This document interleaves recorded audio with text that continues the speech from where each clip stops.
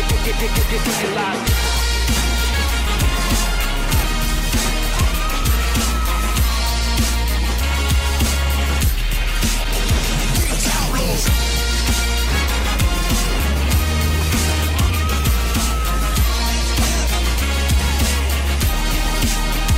Get loud.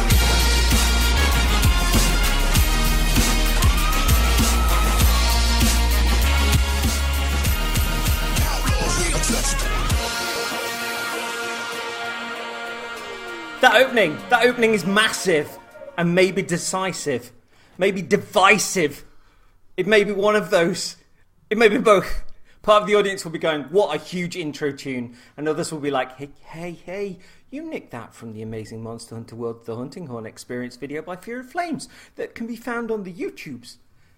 And you're both right.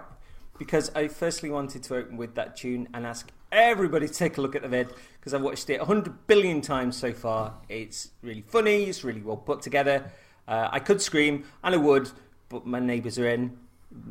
This despite one of the lads upstairs having a laugh like you hear at the start of the song Wipeout, and matching it with these long drawn out sort of creaking door burps. It's like living in a funfair ghost train. I do my best. But yes, Outlaws, we untouchable, and we have 2 more Outlaws on the show this evening, not just myself. Outlaw 1 is my podcast cohort, Mr. Patrick Stardust, a man I would know absolutely anywhere. Hello, Patrick. Hello, CJ. How are you? I'm doing really. Oh, was that contention? Ooh. Was that contention between Patrick Stardust and Patrick Stardust? I think everybody can tell I'm the real Patrick Stardust. Like, obviously, this is me. Obviously, you can tell just through my voice and my accent. And how would you plead your case? The other alleged Patrick Stardust. No, I'm not fighting it. No, let this play out. No, fuck it. Talk to him. Okay, well, when moments like this arise, I would have to refer to the song that me and my best friend Patrick wrote together about Monster Hunter. Let me think. What was it we wrote in the playground that time? In a small and cramped sailboat, the Fifth Fleet come through their hair. One smell of palicos rising up through the air. Up ahead in the distance, they saw some shimmering lights. Their hearts grew heavy and their eyes grew big. It was time for a fight. There it stood in the ocean, monster straight from hell. They were thinking to themselves, shouldn't somebody have yelled? Then they grabbed up their weapons as everything got real cray.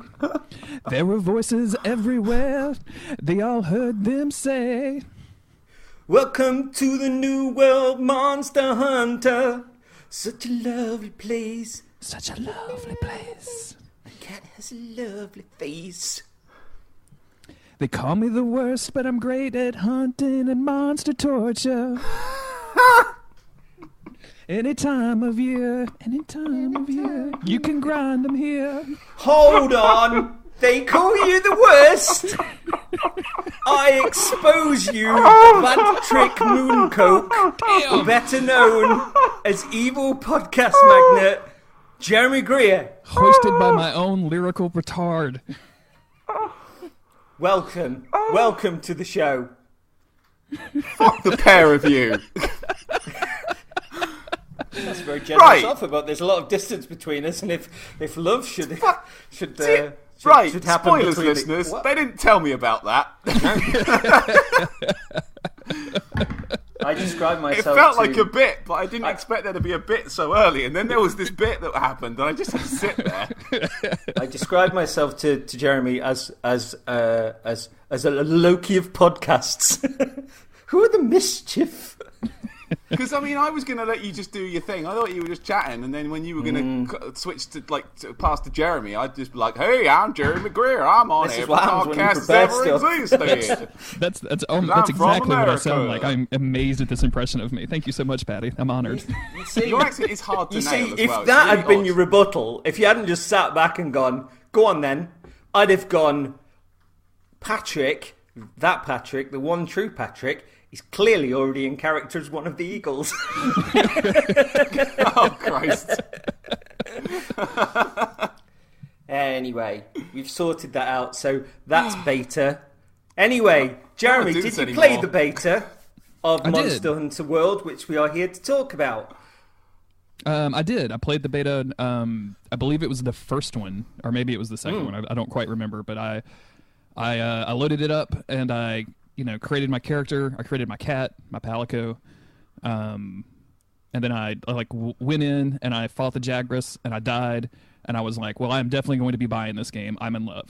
And then turned it off immediately because I just, at that point, I didn't want to learn any bad habits. I didn't want to get in and kind of set expectations differently because the beta might be different than the final version. So I pre-ordered it and I was done and that was it.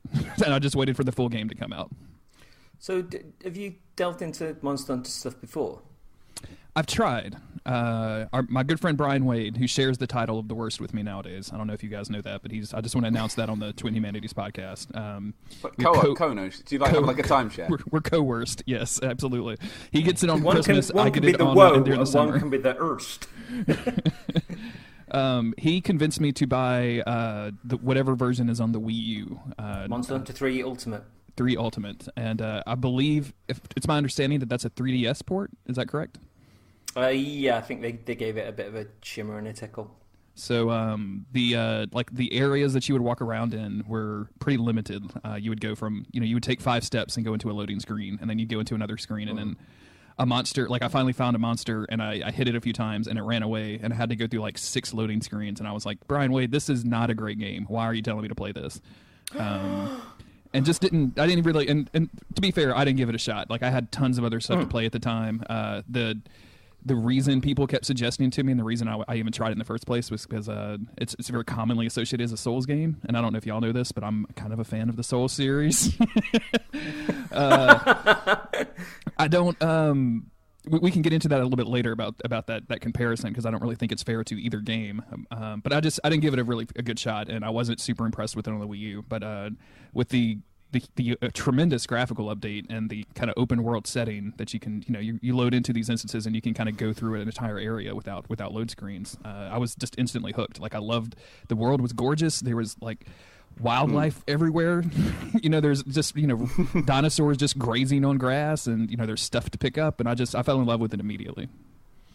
I think the Soul stuff came initially from not really as a comparison directly, but I remember there were folks coming off Dark Souls who were there were folks like the Midnight Resistance boys who were going if you liked something that is going to give you a challenge, that's going to give you that same sense of achievement of trying to get your fingernails a little bit dirty and trying to figure it out. This is a good place to go to, and I think that's where the leap initially came with Monster Hunter 3, because it was just people sort of looking for something that did for them what Dark Souls did. And I can see that. There's a certain amount of analyzing your enemy's movements, figuring out their patterns, and responding to that appropriately. There's a certain amount of preparation that goes into a fight in Monster Hunter that I think as you delve into the Soul series, you're going to get that a little bit. Okay, I know this guy has poison attacks, so I'm going to bring some grass or something like that. That's. But at the end of the day, I feel like they're two pretty discrete games. I can see why people compare them, and I can see why people that like the Soul series likes Monster Hunter, but I'm not.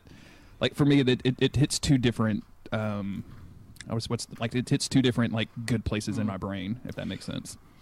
Because one of the things that came across when I was playing Monster Hunter recently, which kind of refers to Souls, is that the enemies in Monster Hunter seem like the monsters that you fight seem like the best sort of Souls bosses to me. The ones that you learn, the ones that get tells, the one that are sort of tenacious, and that if you mess up, it's your fault, or it's oh man, I didn't expect that to happen, rather than being just attacked by a tornado and sort of hoping that you vaguely get out of the way in time.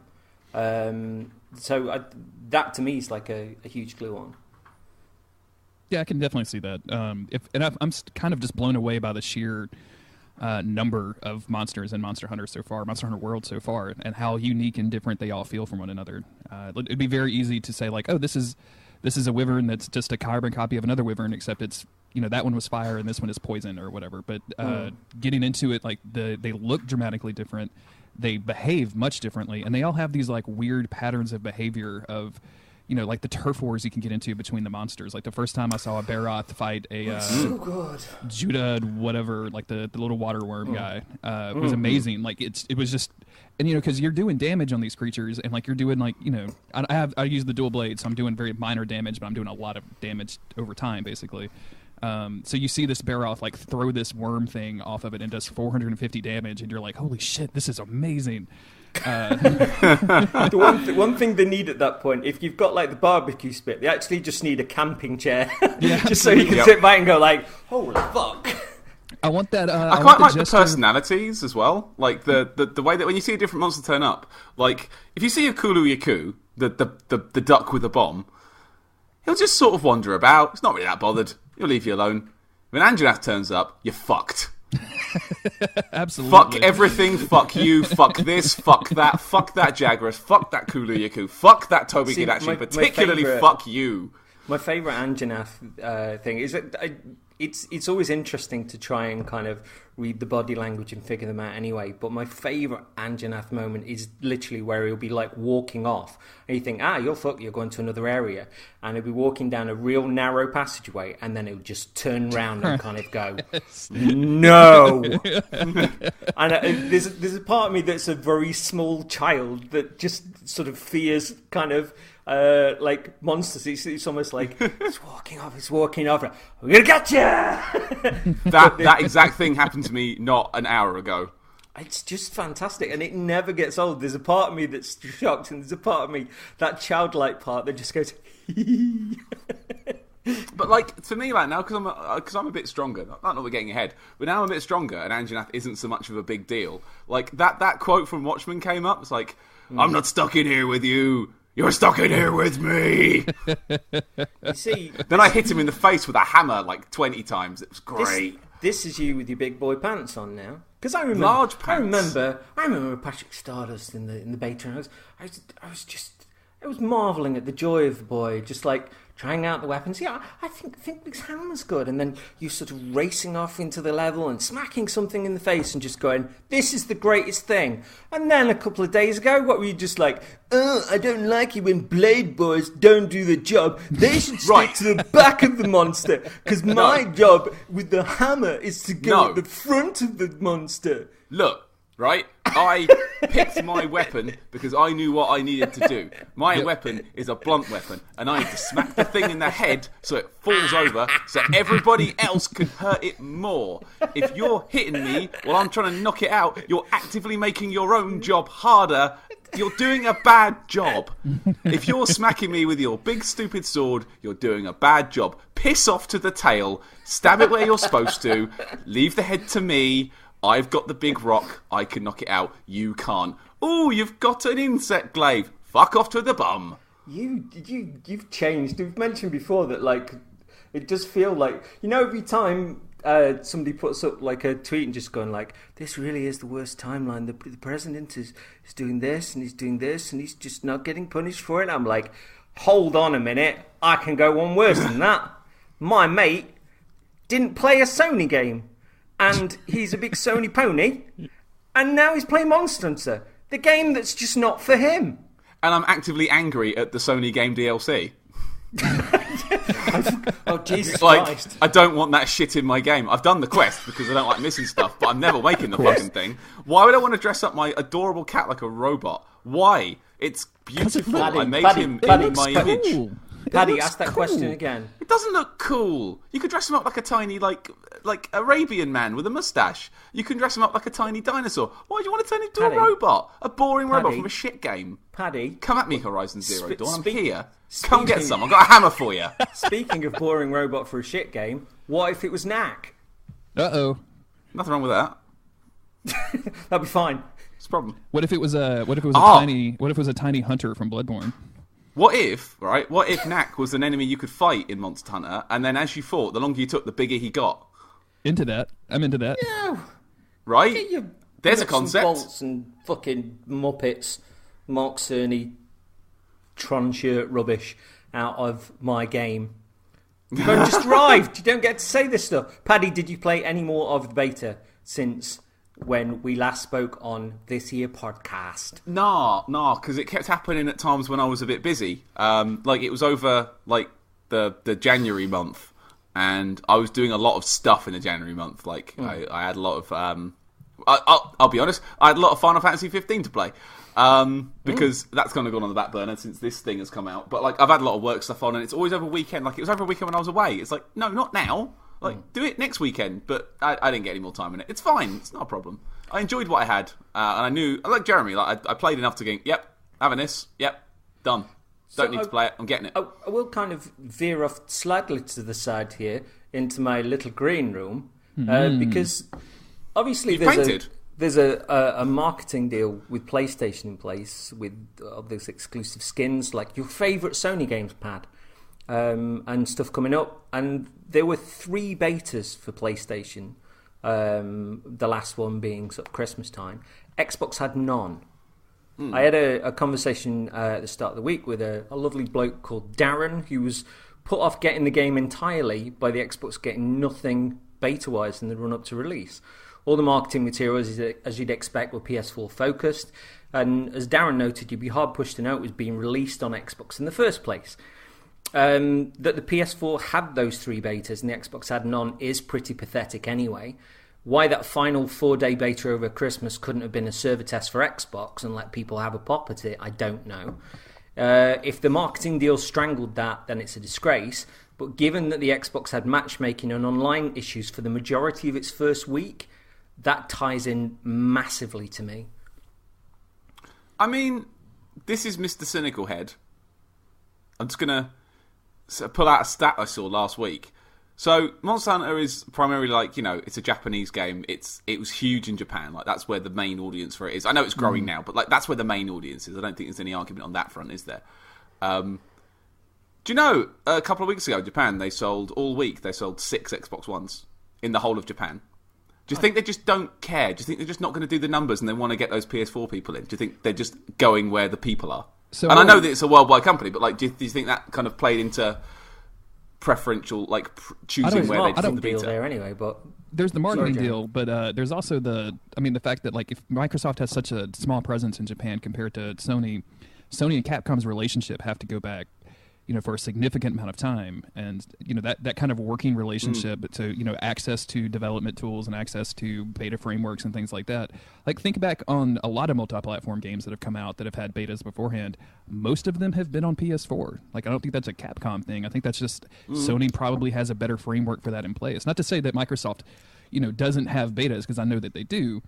And I don't think that Capcom was necessarily, shunting that to the side because of a marketing deal. I think this probably was just easier for Capcom to develop for the PS4 as far as betas are concerned. And remember, we had connection issues on PS4 for the first week. Like that first weekend, I could not play with anybody. I couldn't even log in to the server. Yeah, but that was nearly a week on Xbox, and I just don't think it's. On the one hand, I don't think it's fair for the people that bought it. I don't think that. Whereas so many of the people that I know got an informed opinion from playing that beta that it was definitely for them, one of them being Pad.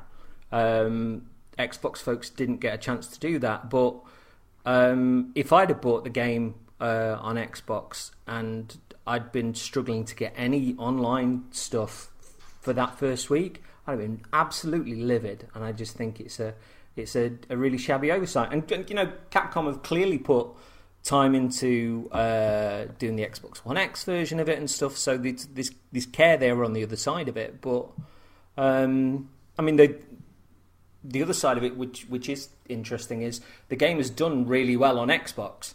There was something the other day which said that it's actually, even though it's only been out a few weeks, it's actually outsold PUBG that month. Wow, which is a big deal. I believe it's pronounced PUBG. Oh, I do apologise. Sorry, Pardy.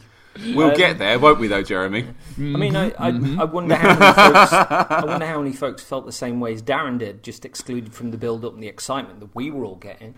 and stood their ground when it came to the final release, though.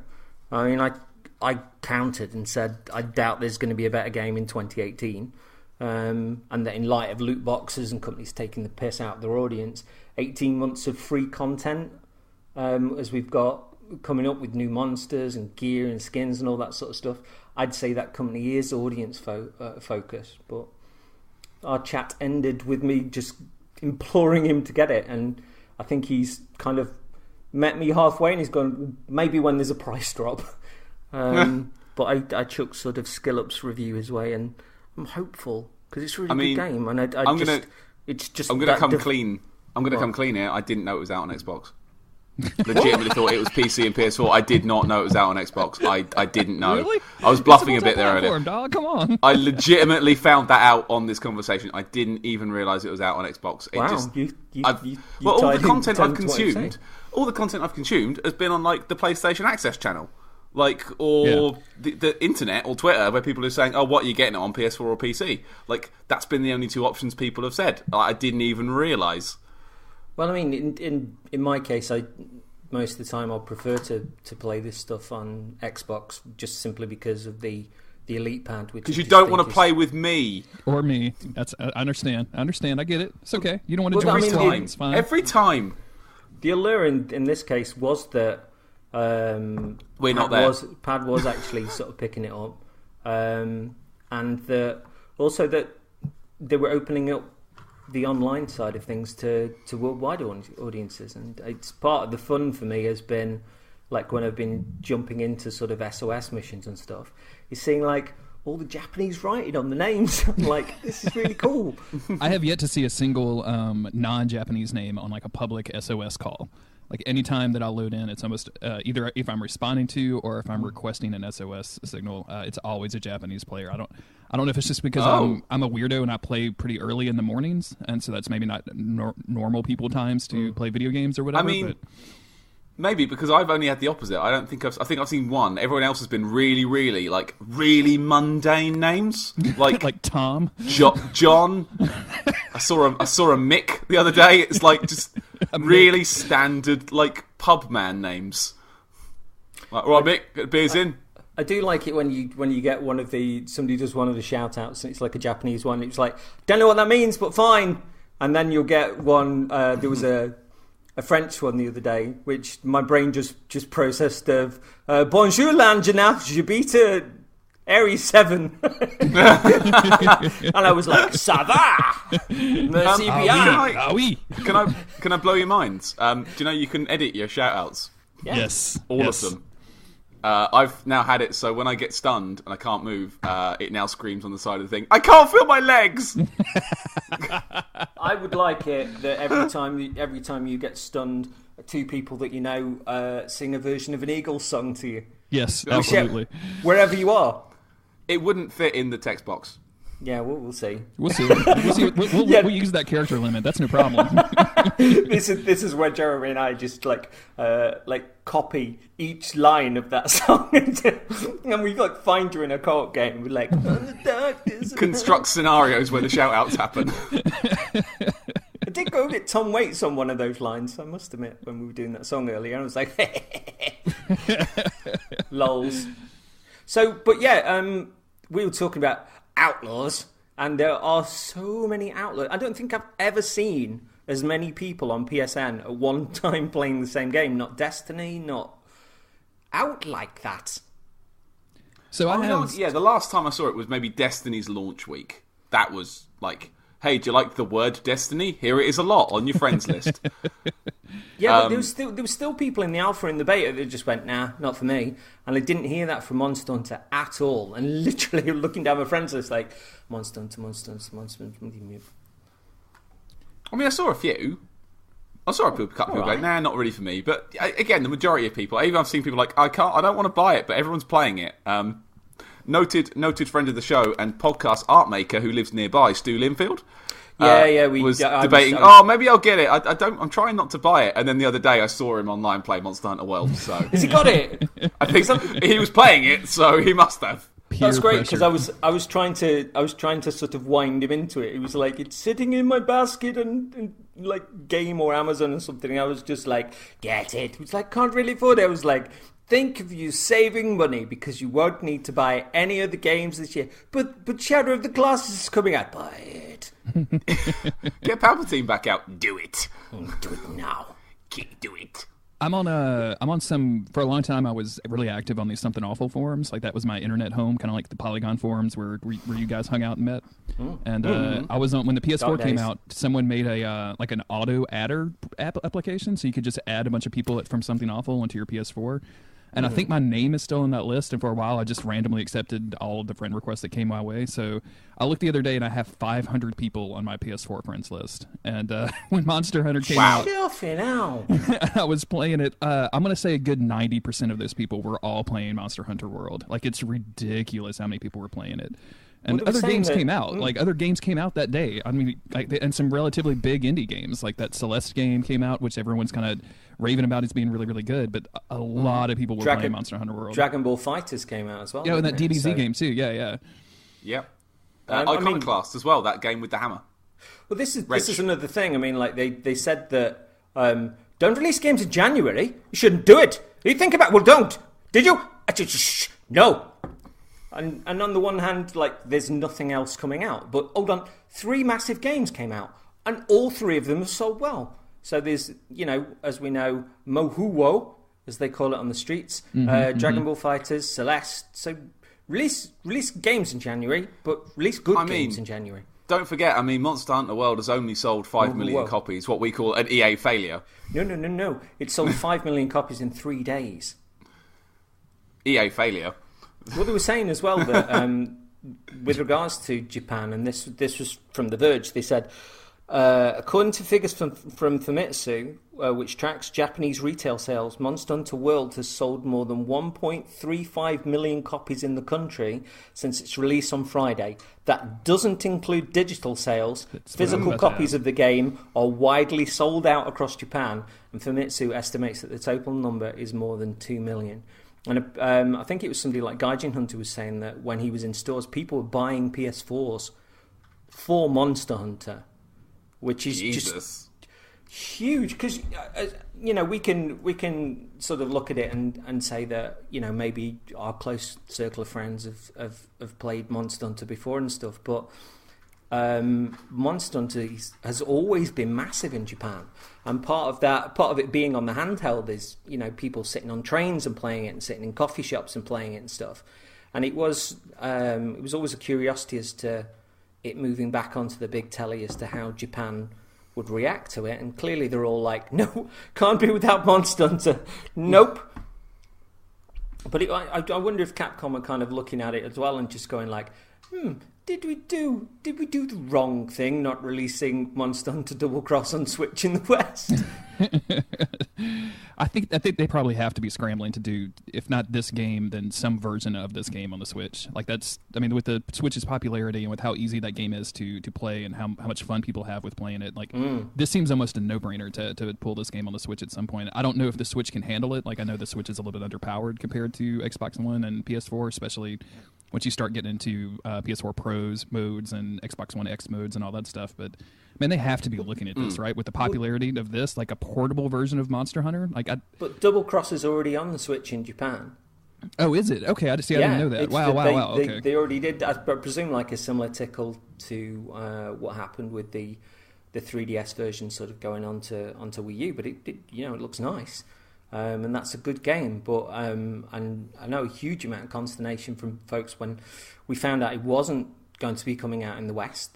That was before Monster Hunter World was announced, of course, but that was one of the games where it was like, right, when that comes out on the Switch, I will buy a Switch.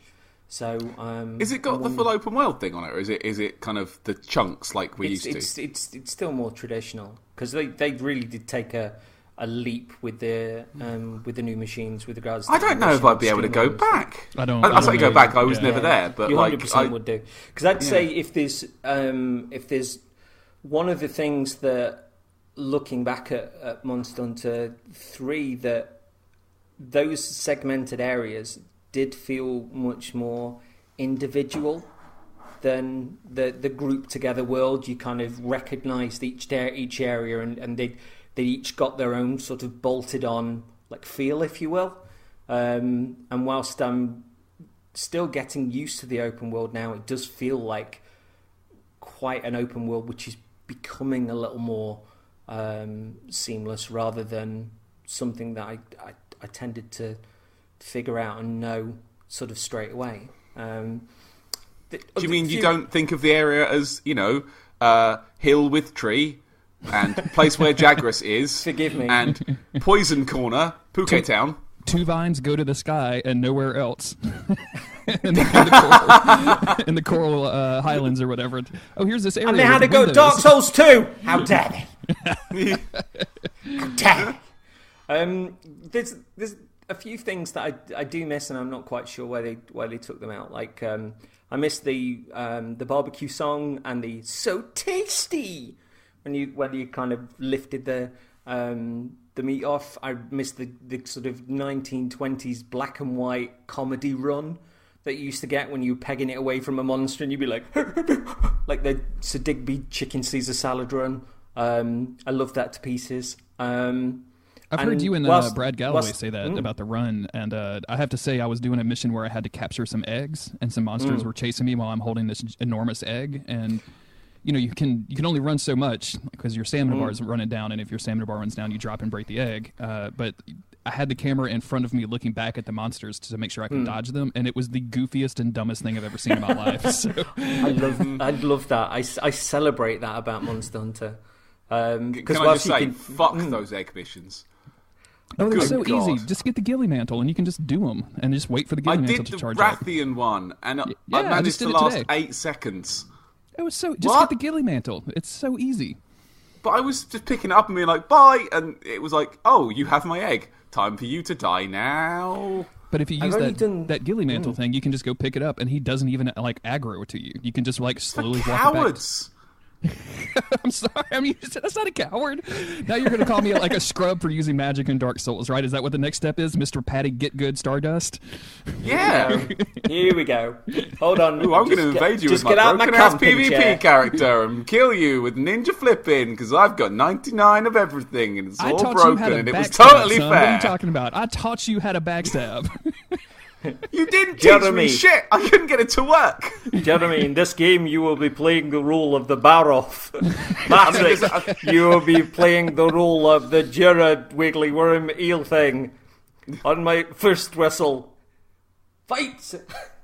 I put apologies to people in Scotland. There's only really one thing I need to say there, and that is 4-3.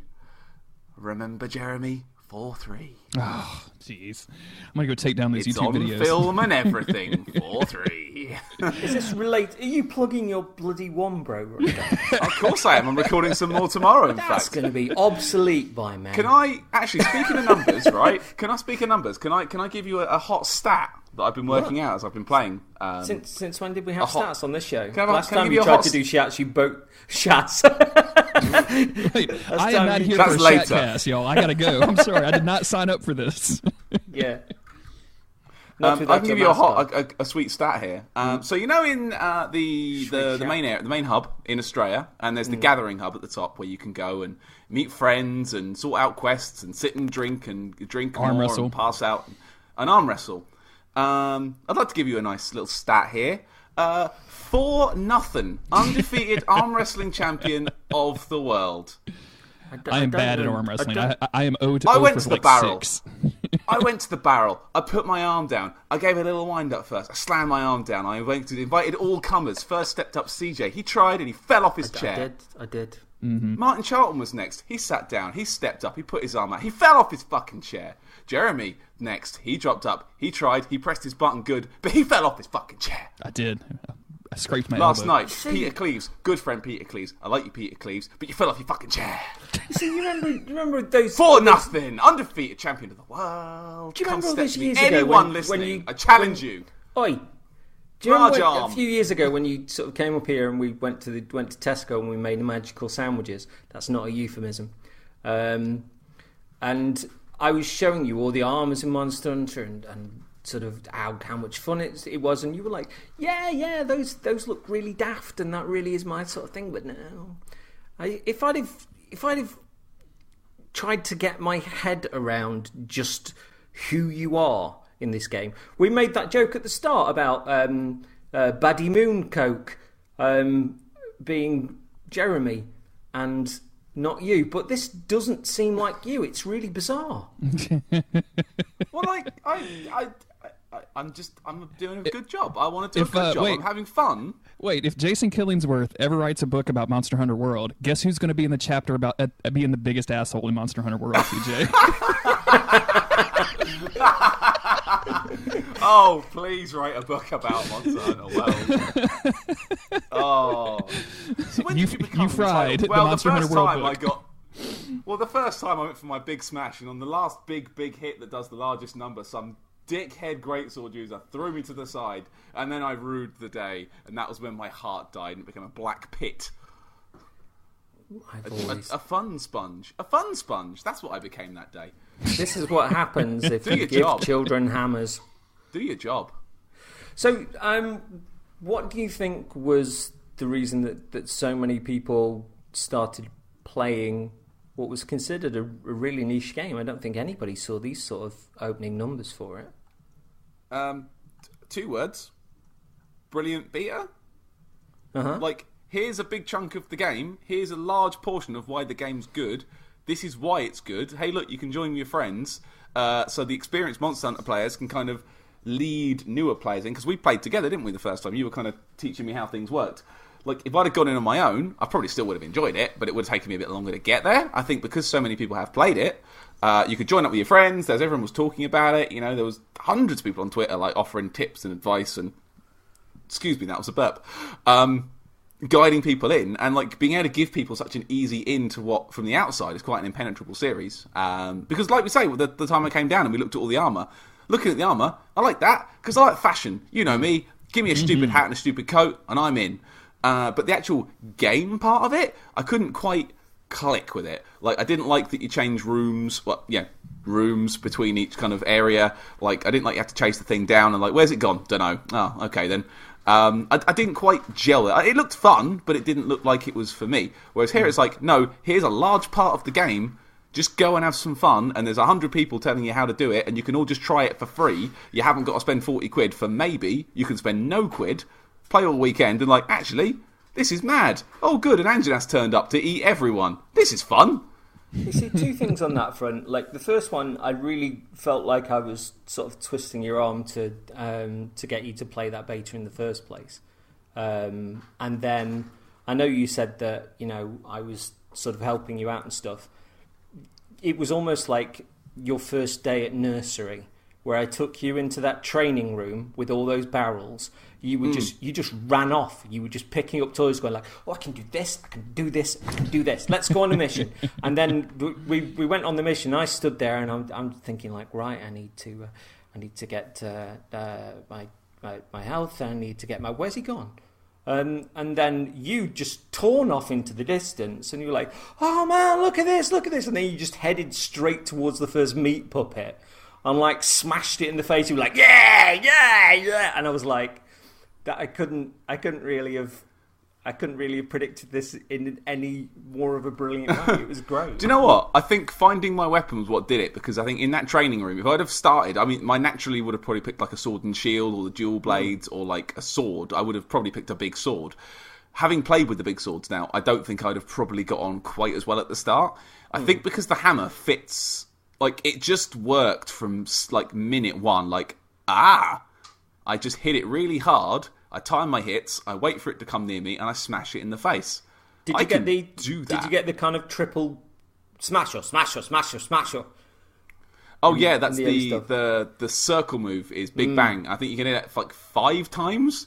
It's like hammering a nail. Hammer it a bit harder. Hammer that nail. Really drive that nail in. Hit the wood under the nail. Like really just get into that smash. What an animal's face. Right in his gob.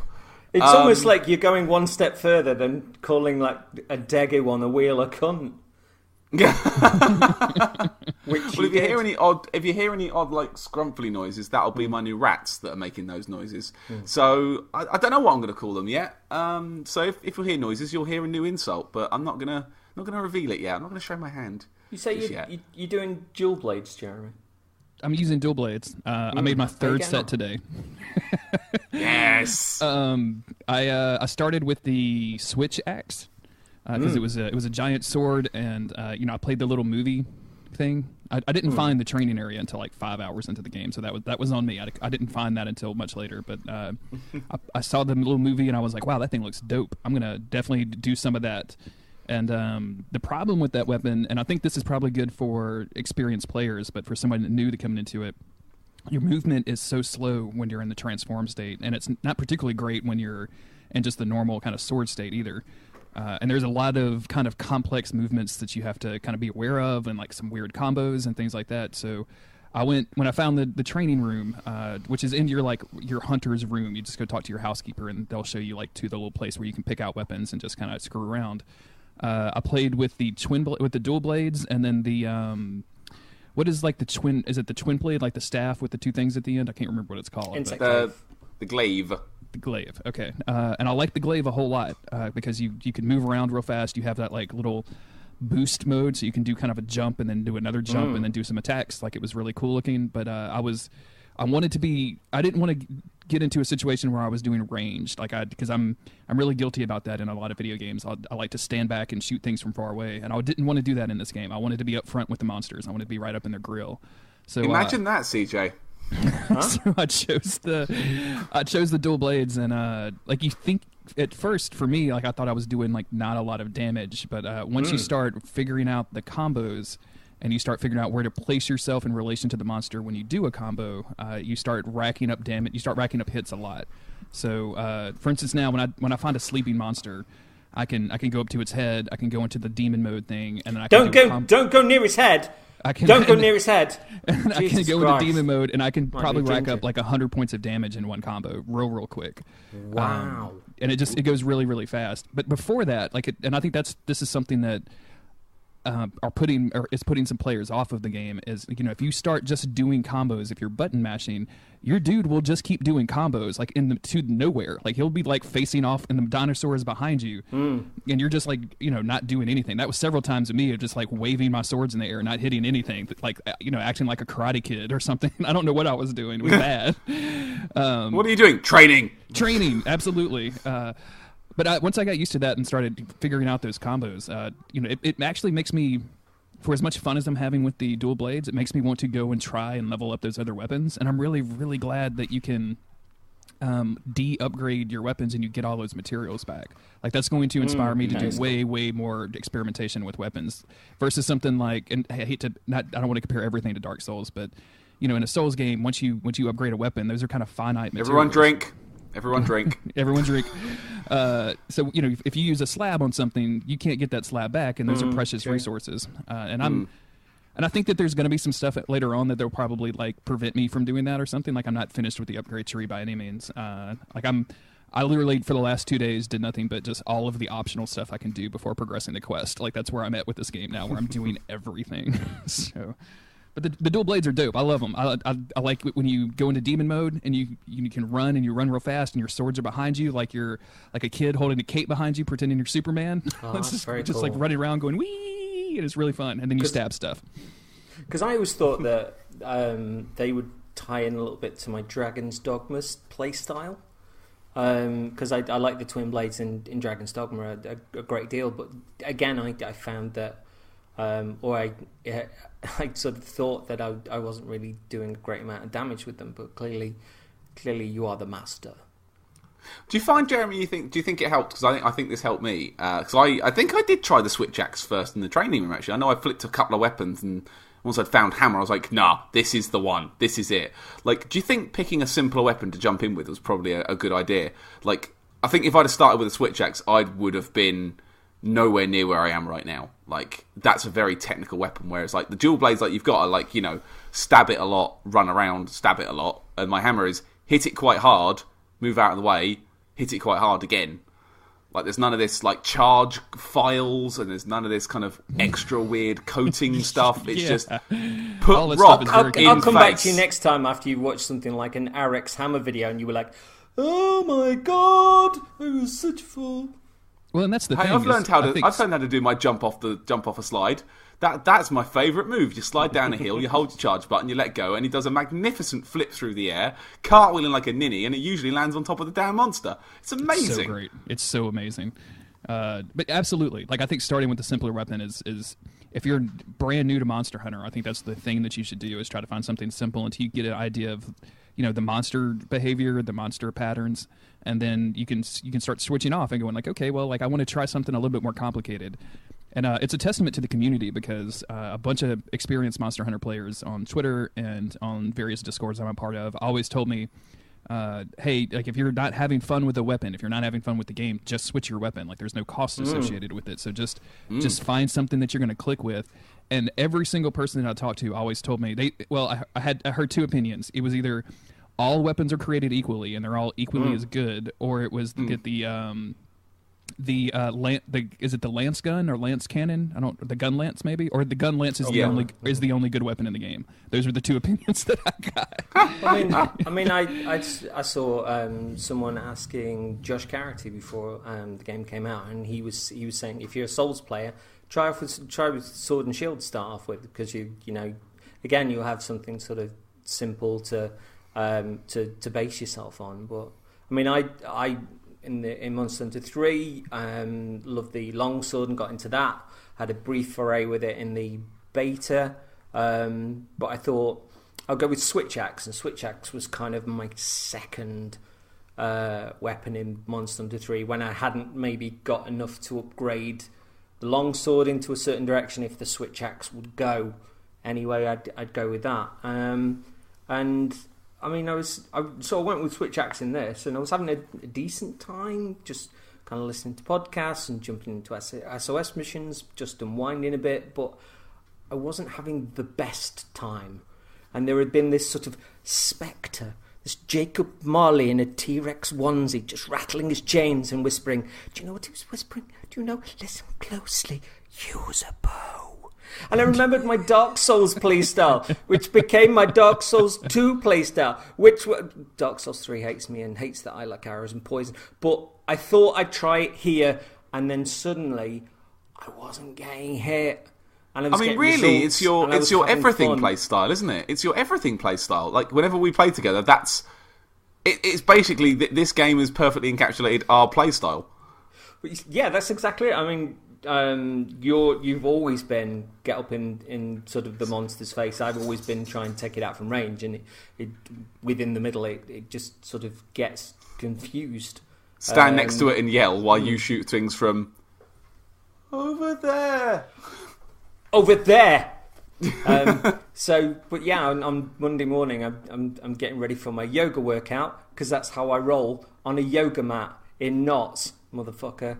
And I thought, oh, that RX bow tutorial went up yesterday. I should get on that. And boom! That's like my mind. My mind was going boom. I knew nothing. I watched it. My mind was blown. Sort of Eye of the Tiger kicked in. Training montage. It's just, yeah. It probably made me watching the video game with a pad and pen, because remembering stuff. I think if you cracked open sort of RX's bonds, it would be like the Matrix, but Jurassic Park. And maths, also weapons. Have you both watched many videos, or I think Jeremy's been avoiding a lot of stuff, haven't you? I have. Which is because I'm so early in the game still. Like I feel like I'm still early in the game. I'm Hunter rank, I think 8, maybe 9. I don't remember. And I just ahead of me, bro.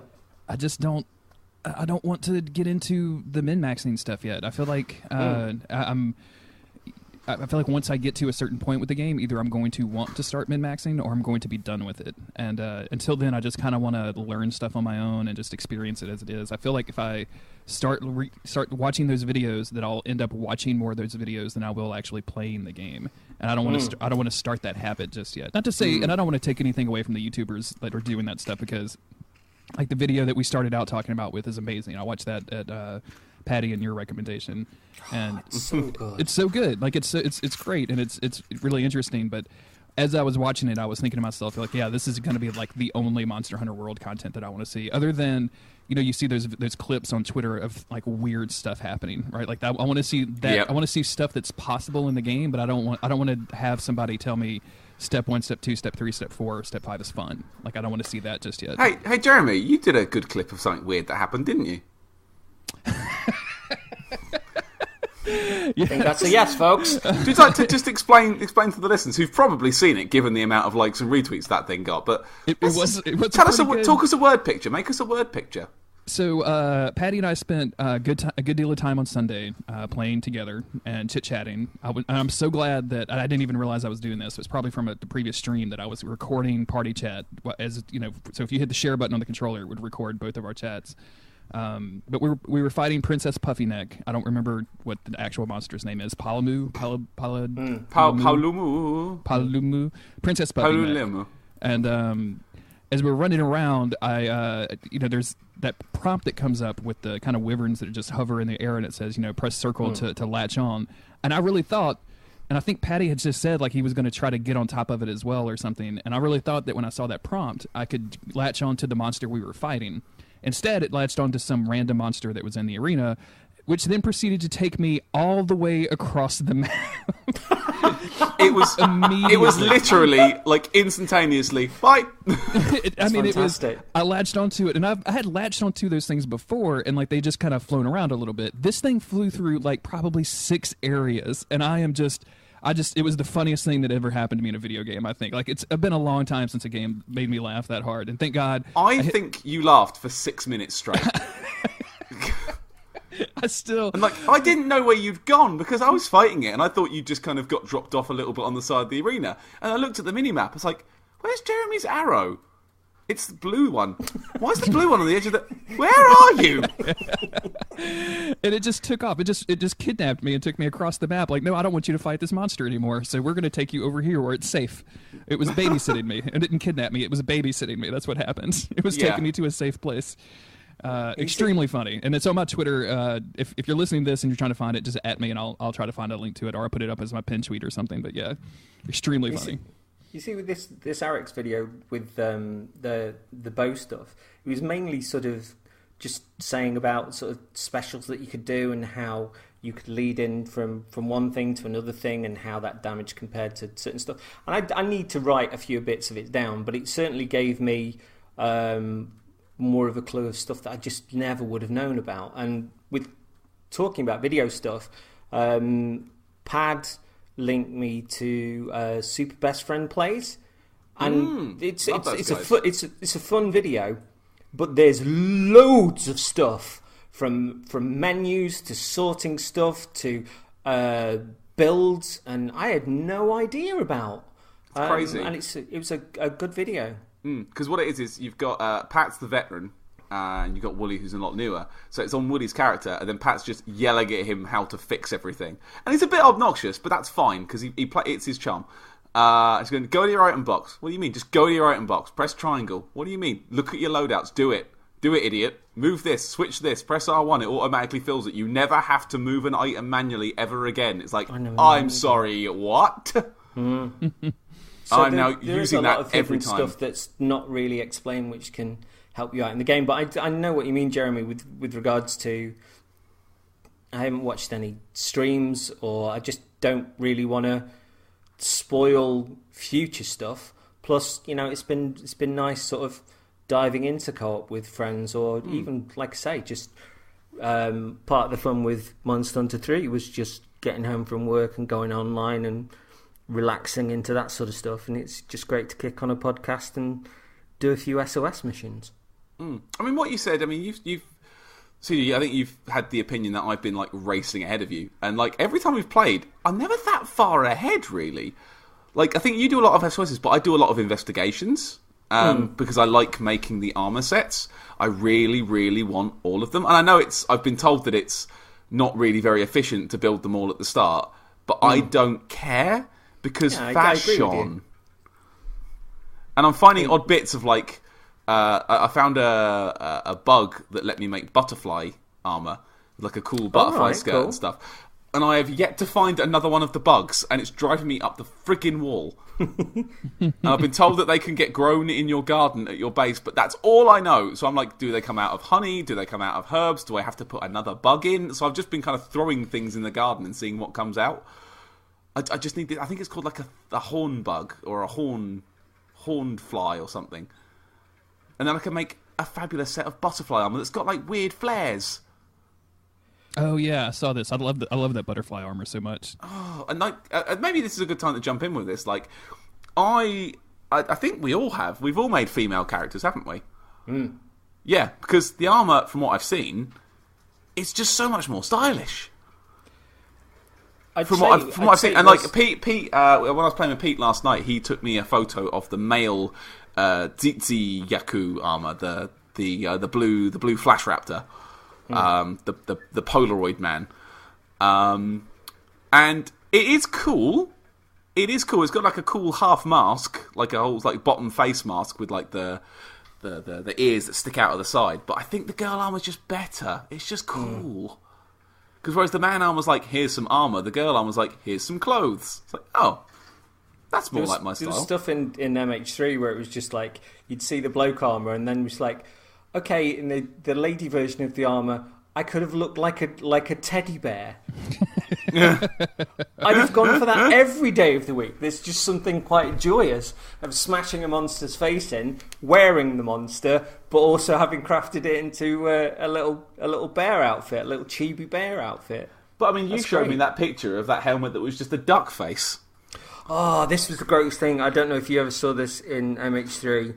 Jeremy, but there was a mask you could get in MX3. It had no other armour that matched it. It was just a mask, and literally the only thing that it did, every time you rolled, it went right.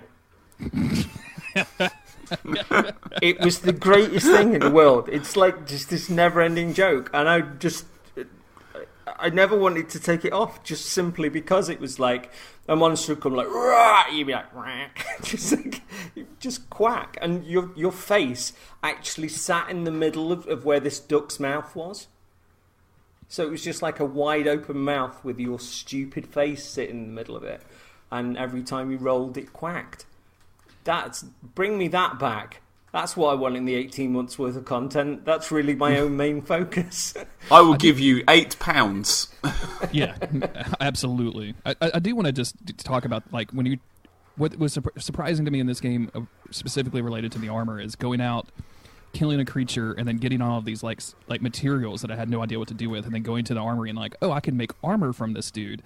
That's why I'm out here killing these monsters. Like this is fun, and it all kind of is in theme with the monster too. Like there was one, I don't remember what it was. It was some particularly like spiky dude. I can't remember the monster names, y'all. I'm so sorry, but I killed him, and I got like some pieces of him. So I went to the smithy right away, and I was like, I got to see this armor. And then I did the preview thing, and it's just literally, and this is the girl armor, the women armor.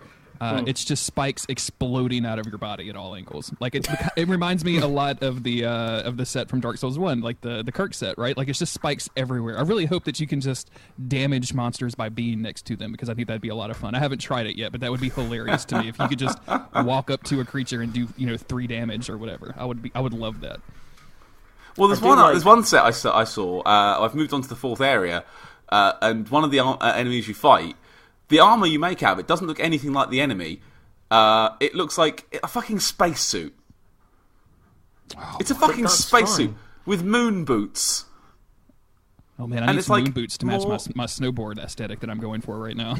Oh god, your character's amazing. Like I think we kind of over that kind of 4-hour play session we had that Sunday, ended up dressed basically the same, but just with a few minor differences. Like, snowboarding outfits are good, aren't they? Goggles and big collars. Yeah, that'll do.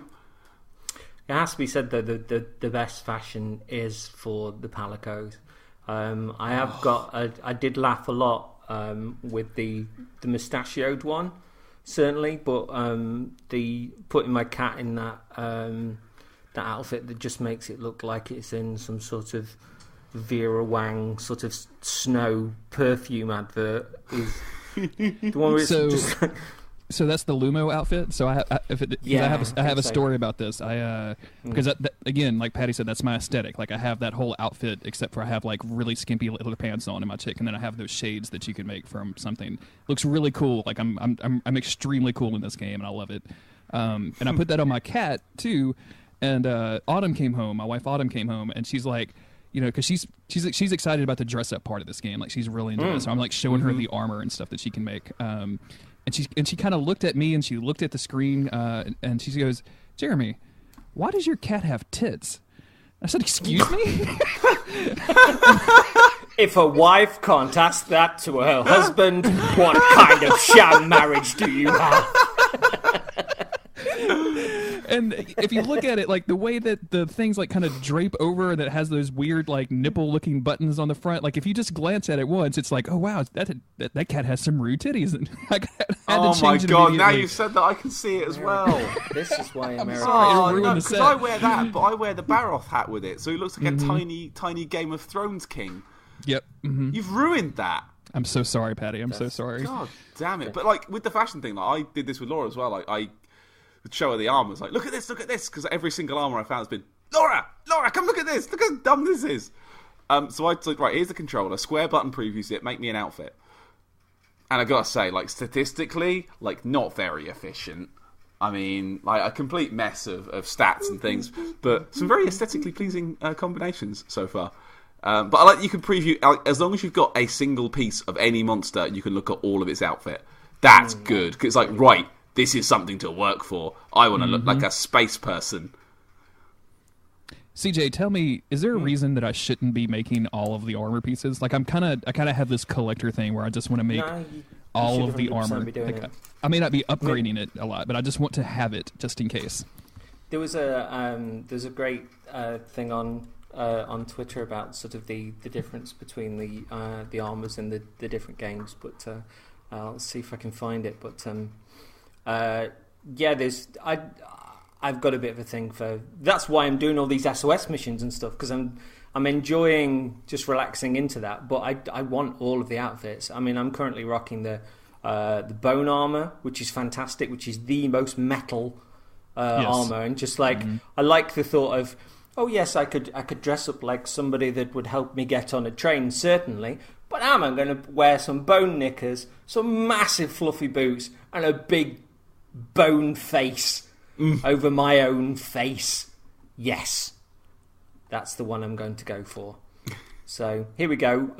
This was Kisses Fingers on Twitter was saying, Monster Hunter 3U, I'll pick armor depending on physical and elemental defense. Monster Hunter 4U, if I can find armor skills I like, then that's the set I use. Monster Hunter World, which chest piece goes best with this belt? Yeah, that's a whole area. Like I've seen, like armor has slots and skills, and like you can. Like I'm leveling up my armor, but like I see skills can be leveled up, and I haven't touched any of that stuff. And I'm sure at a certain point, like the game's going to require me to be able to do that. I made some piece of armor today. I think it was from Arathian that. Every time I collect something, like I collect a plant, I get 2 of them at that point, and I was like, "Well, that's cool." Yeah. I'm into that. I've found some great bits. Like there's if you beat up the big fat fish in the 2 early areas, the Gajau, I think they're called. Smash the fuck out of those fish, and you can make some Gajau trousers, which is some really cool looking trousers. That the super best friend guys called bitch fish. yes, bitch fish. But they let you move like better in the water, and if you find another piece of armor, I think the Duradon, the big fish monster, the eel fish, the fish dick. If you make, I think, the helmet of that set, it also applies that same buff. So because you've got 2 with the same buff on, it levels up to the second level of the buff. So you can now run around and roll without any extra impediment in the water. So it makes fighting, like the fish thing, way easier. Just way easier. Because you can just run around. Rather than wading through like someone with too much in their pockets. Like you can just run around like normal and just batter the thing. And the boots are great. I like the boots a lot. To going back to sort of what Autumn was saying and back to the cat stuff, surely one of the sheer joys of seeing the reaction to this game is seeing cats' reactions to palicos. Have you fallen into that? Good God, yeah. It's so funny. Stare stare at them. It's they amazing. have no idea what's happening. It's so good. But they're like, and they're trying to tap the screen, or there was one guy and he's got two cats in the room and they just stopped and they would just stare. The Palico was sort of quite up front in the character creator, but the cats just stopped and were just staring into its eyes. It was rather bonkers, I must admit. Have you seen videos of people making their own cat and then their own cat getting confused? Like, that's me, but it isn't me. Jay Taylor's done his cat in exactly the same way his Palico in exactly the same way as his actual cat, plus named it in the same way. So I knew it was. When he sort of come into my game, I knew it was Jay before Jay got there because of his cat. Hey, Jeremy, what's your cat? My cat is Julius, and he's pure white with like little orange bits on his ears, and I totally made him in the game. And but Julius doesn't come in the main house because we have dogs, so he's kind of got his own little section of the house that he stays in. So Julius has never seen Monster Hunter World Palico Julius. This sounds like a video series in of itself. Palico Julius? That's my new YouTube channel. So Palico Julius reacts to the top 10 whatever. Yeah. Don't give up, Palico Julius. Oh. So I've seen your Palicos both now turn up in my game. Palico's called Java, by the way. Yeah. It's good. It's good. It's got a nice green tinge to its paws and forewhiskers. No. It is definitely green. Coffee coloured, but also yellow, because yellow is my favourite colour. It's green. It's yellow. It's like pistachio green. Yellow. It's bright yellow. It's beautiful yellow. Yellow, yellow, yellow. Debatable. I have, completely true to form, made a big ginger cat, and I've called him Ziggy, just because I'm listening to a lot of David Bowie at the moment, and it seemed like a good name. It was that or fucking cat, so I think I go with this one. But like, the Super Best Friends video that you guys linked me, I watched a little bit of that. I didn't get to watch the whole thing because I was busy. But, they named their cat Why Do I Exist? That's so good. How did you purchase the game? Did you go digitally, or did you buy a version or the special edition or anything like that, Jazz? I'm all digital nowadays. I have given up on collector's editions. Like, very few games really even after being burned on the last two Dark Souls games with the collector's editions. I can't force myself to do it anymore. And digital is so much more convenient, especially for a game like this where it's very much like that Diablo 3 game, which I play with Autumn quite a bit. Something that I'm playing like whatever big story-driven game that I have an interest in, and I'm going to take a break and I'm going to go and answer some SOSs real quick. And I'm an American. I'm way too lazy to get off the couch and change a disc when I do that. So I just want to be able to open up the PS4 menu and jump right to it. Pat, you I bought a disc because I like discs. I'm something about downloading like a whole game, because my it's a pretty small size of but download, like, to be honest. I've got like 70 gigs of Final Fantasy 15 on there now, and there's like 70 gigs of The Witcher 3, and that takes up a lot of space. And I've got a lot of what I call never deletes on my system as well, like stuff that's there forever that's never going to get rid. And they're not that big, but they add up. Doesn't it install to your hard drive anyway from that disk that you mentioned, yes, Patrick? Absolutely a bit, it but installs the entire thing. It doesn't read the disk after it at all. Yeah, but it's faster than downloading it. There you go. How about that? I just like that's having true. a disc. Yeah, that's absolutely true. And I know I say it, so I can trade it in. I haven't traded shit in years. I don't know why I even say that. I'm looking at my shelves now, and there's stuff I've bought. Like, I'm looking at my PSP shelf. I've got a copy of Tokobot. That game's rubbish. But have I sold it? Have I? Fuck. I've still got my copy of Dark Souls 3. That game's well shit. But have I sold it? No, I haven't. This is the difference between us. Paddy earlier on was complaining how cold he was and how he's going to have to put gloves on. He was like, the heating's on full. And I'm like, Patrick, be glad that you've got heating. Because your boy doesn't. Well, I've taken the gloves off. I barricade the living room and put a fire on. And the fire is all those games you finished. Yeah. But yeah, no, I'm disc all the way. Standard edition. I can't be bollocks with special editions anymore. I just like especially ones that come with statues now. Like I'm past it now. I think I'm done. I had that time. I've got my Dark Souls 2 Knight, and I've got some plastic nonsense upstairs in a cupboard, and it's like I don't need them anymore. Like I don't want to play the game. I was going to go for that special edition, and then I had a ruck with the store game, who tried to haunt my bank account with a £500+ charge. Christ. Which didn't generate an order or... Oh, what a bunch of numpties. And it's still not sorted out. Thanks, game. Still? So I picked up, yeah. Well, game, you cunt. The £550-odd pound sort of pending charges disappeared, but they've still not bothered to. It's locked behind a manager that's allegedly going to give me a call back, but it's been a couple of weeks. So screw that. Goodness sake. Thanks, game. Go Watchdog. Get Anne Robinson on them. Yeah, I'm going to open up a can of Warpass. So I picked up some cheap PSN credit, whilst also realising that I could get nicer, cooler stuff than paying an extra £90 for an albeit nice blob of plastic in that special edition. So, Patrick, cue shopping music, please. I got a few bits from the Numbskulls Monster Hunter World range. I got a fabulous white and black long sleeve t-shirt with an intricate Monster Hunter World crest emblazoned on the left nipple. I also picked up that same crest as a clanky, heavy keychain. My keys are on it. Hear them clank. Oh, you could do, because it's in the door. I got a group of Monster Hunter World pins, which Paddy showed me on Twitter earlier on this week, and I'm like, I've already got them. They're here. This is the box. I tried. Yeah. I thought you'd enjoy them. It's like, clearly I was right. You do enjoy them.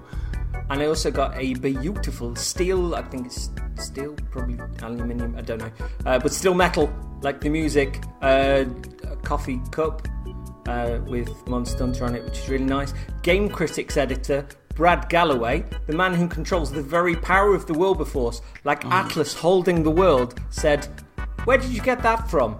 Powerful. You can stop the shopping music now. Okay. I want you to put shopping music in. I'm going to find some. Maybe I'll find like the Wii Shop channel music or something. Yeah, that's good. That's good. It's very nice.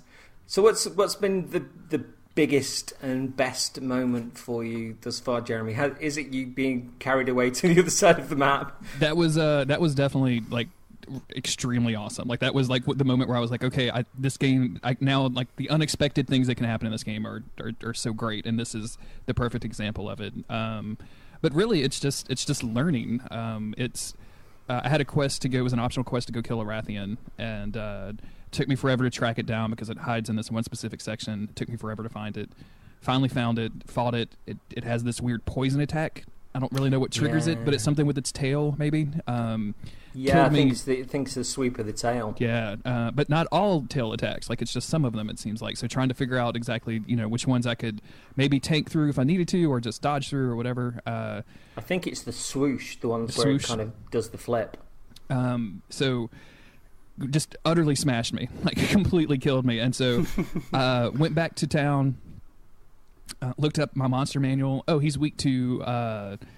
dragon element, which is a weird element, but okay, I'm here for that. So go to the smithy. I just need like 4 coral bones to be able to make a dragon version of my twin blades. So okay, well, I know I can get coral bones from the Coral Highlands, so I'm gonna go run around there. I'm gonna kill some monsters on the way, finish some bounties, and then okay, now I'm ready. Now I've got my dragon bone, my dragon element, whatever, dual blades, and I'm gonna go attack that Rathian again, and then just nailed it the first time through. Like, and just to the point that it started limping off, like you could capture it at that point. And I'm like, yeah, I'm gonna kill it. And Autumn is like, Jeremy, stop being mean to that dinosaur. You're being so mean. And I'm like, did you miss the part where he was spitting fire and poison at me? Like, this is revenge. This isn't me being mean. No, he's just defending his unborn child because there were eggs everywhere that I was destroying. Like I care about these eggs. It's not that quest. So. So that loop, right? Like that idea of encountering something that looks impossible. Patty, you mentioned this earlier with the Angerath of, this is something that you tried to fight, you called in help for, and then you beat it solo. And now I feel like I could just take down this dude. Like, it would be no problem. Like, give me 10 minutes and I will kill this thing instantly. Like, I'm not worried about it. So that power loop, and as long as that keeps continuing, is going to be what feeds me and what's keeping me playing this game. You see, I've known you two for quite a long time now, and this applies to both of you. As long as we've been sort of talking about Souls and all this sort of stuff, I've never heard either of you this joyous about stuff before, and it's amazing to hear. Just, we're giggling about the daftness and then feeling overwhelmed by something, and then you're getting something to combat it, and then it's this huge power trip, and it's just wonderful to hear. And these little stories that people are sharing about the stuff that they're doing, or the little videos of there was the guy that got the Rathian in the distance and he shot off its tail with a bow, and I love all this stuff. I genuinely can't get enough of that. There was a cool thing that Kirk Hamilton put out, which where he's like, Shadow of the Colossus, this creature was beautiful, its death is sad. Monster Hunter World, okay, now kill 5 more and you can make a hat. I'm playing that Shadow of the Colossus remake right now too. Like, I bought it last night and went through the first 2 or 3 Colossus. It's Class I, and it's such a dramatically different game, and it's like the atmosphere is different, the idea is different, and it's and I'm going to be crucified for saying this. Chris Mosier at Local Bones is going to crucify me for saying this, but I think Monster Hunter might be more fun. Like, I think Shadow of the Colossus is a really beautiful game. It's a huge game in my heart, but there's something about, sliding down a thing and jumping and landing on the back of a monster and beating the monster's back until it falls over and then just shredding its face for a little while, that, like, I don't have to have any of those big thoughts that Shadow of the Colossus gives me about what is the plight of man and what is too much and what is not letting go of something. No, I'm really just looking for a flame sack. Like, I just need a flame sack and I'll be okay. The only thing that I know about Shadow of the Colossus, other than that everybody loves it, is that it was a big part of a film with Adam Sandler in. It was serious, and it was respectfully done. And that film was pretty good. Yeah. Rain on Me, yeah, or Rain Over Me. Sorry, it was called. That was a genuinely good film. I think Adam Sandler's an absolute arse, and I really enjoyed that film. About a guy that had lost his family, and had kind of gone off the deep end. But one of the ways that he kind of dealt with things was playing through Shadow of the Colossus, where obviously, you're killing the monsters to potentially bring somebody back. But that's all I know about it, which is probably the same as just playing it anyway, isn't it? It's a bit the same. What about you, Pad? I've got favourite moment. I've got 3. Okay, you're allowed that. Pick. Oh wow, okay. I can't pick. As the editor of this podcast, as the official editor of Twin Humanities now, I'm going to just limit you to 1 right off the bat. Well, I'll do all 3, and you can just cut out the ones you don't like. That works. So my favourite moment is that one where Jeremy was good. And that's all my 3. We've talked about the Anja before. I think that was a big one for me. Because in the beta I couldn't beat the Anja, and I found him in the Jagras mission. I could find him pretty reliably every time. I was like, I'm having this fucker, and I couldn't do him. Like, I tried, and he kept running away, and that 20-minute time limit was just too short. I just couldn't get him in time. He kept running away. I'm like, no, don't leave. I'm not even going to sharpen my axe. I haven't got time. And I couldn't do it. And every time in this game that I met him, to a while, he'd either turn up, wreck some fool, have a go at me, and then run off, or like I'd try and beat him and just again time out, or he'd run away or something like that. And then came time when me and CJ and Mr. Martin Charlton had a game, and we were having a go at the Anjanath story mission. We're like, yes, right, we're having him this time. And I passed out maybe 10 seconds before he died. And I was like, I'm dead. I'm back at the camp. And it's like, you did it. Like, no, not like this. I couldn't even get to the corpse to get bits off of it. I was like, you were there, CJ. I was genuinely quite upset. I was like, fuck, that doesn't count. Like, I mean, I've beaten him, but it didn't count. Like, that's not counting. So I went back again the next day on my own. I was like, right, fucking Eye of the Tiger music. Right, me and you, I'm having you. I'm absolutely having you. And it was a hard fight. Like, I was at the time only just good enough to do it. I think I drank every potion I had, put out the fire on myself about 17 times. Goddamn, Jagras is getting involved halfway through and thinking, I think I'm going to beat the human up. Yeah, that's a good idea. I'll beat up the human who's standing back and not doing anything. Yeah, I'll beat up you, prick. But finally being able to topple him by myself, I think I got off the sofa and I think I just yelled, fuck you at the TV. Like, I was so happy with myself. And then, like, I did it again today. I went back in and go today and I absolutely fucking battered him. And I think my gear's not even that much better. I'm just better at dealing with his shit. This is where the confidence loop comes in, whereby you're thinking like, yeah, I'm on top of this monster hunter now, and then you get to like some of the high ranks, and you're like, I have been humbled. I found the second ceiling, and here it is, and it's made of spikes. I think my second enjoyable moment was again one that I recorded and had on Twitter, because like Jeremy, I had my party chat record thing on by somehow, I don't know how, but it was on.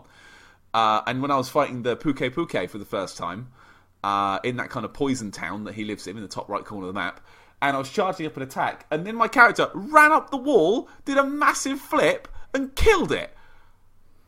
I just sat there, like, jaw on the floor for a few seconds, and like again, if you go on my Twitter feed, you'll see this video, and there was like just a pure, and I know this is pure because I've listened back to it, just a pure, holy shit, Laura, did you see that? And she wasn't paying attention, so I had to kind of hit the save button anyway. I was like, well, I'm going to show Laura, then I'll share it online. But like, it's the first one I'd hit, and like for it to be the killing blow, I was like, yes, more of that. That's the best kill I've done so far. Emphasis on so far. Because Can I add another one? Can I add a second There's one? my third point. Guess I want to add a second one since he got 3. I want 2. Okay, well, I'm going to get my third point now because I'm going to lead in here. So I don't know if either of you saw. Again, I posted these on Twitter because I'm very immensely proud of them. You are speaking to a man who has got 2 kills with fucking red pit ammo in his slinger. Yeah, this is awesome. I love this so much. And I didn't plan it. Those were both accidents. Like, I was chasing, I think the first one was the Toby Kodachi, the electric ferret bastard. And he was in running away mode. I thought, all right, I'll get him. And he started to go to climb up a wall. I thought, I wonder if I can shoot him off. And I shot a slinger ammo. And I was like, did it. Like, I'm sorry? Did he have 1 hooper left? Did I shoot off his single hoop? So I was understandably fucking over the moon at this point. Like, really happy with myself.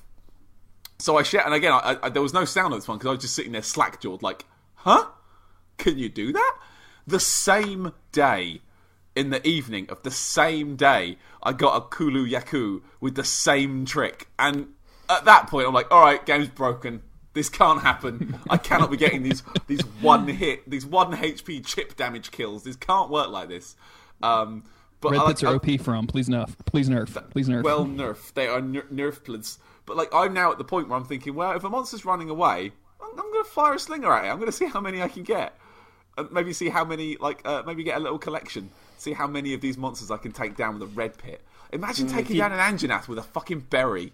If you're listening closely to the television, the monster's last words were, I was hoping for Bonfireside Chat.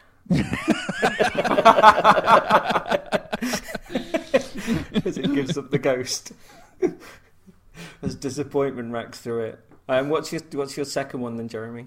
I was answering a SOS call to helping somebody with an Anjarath, and we're fighting it, and then we I'm trying to remember what the order of monsters were, but we get into that one area with all of like the stun blossoms or whatever, so you kick them and you like stun each other, and as or we're yourself. Fighting it, or yourself, which happens a lot.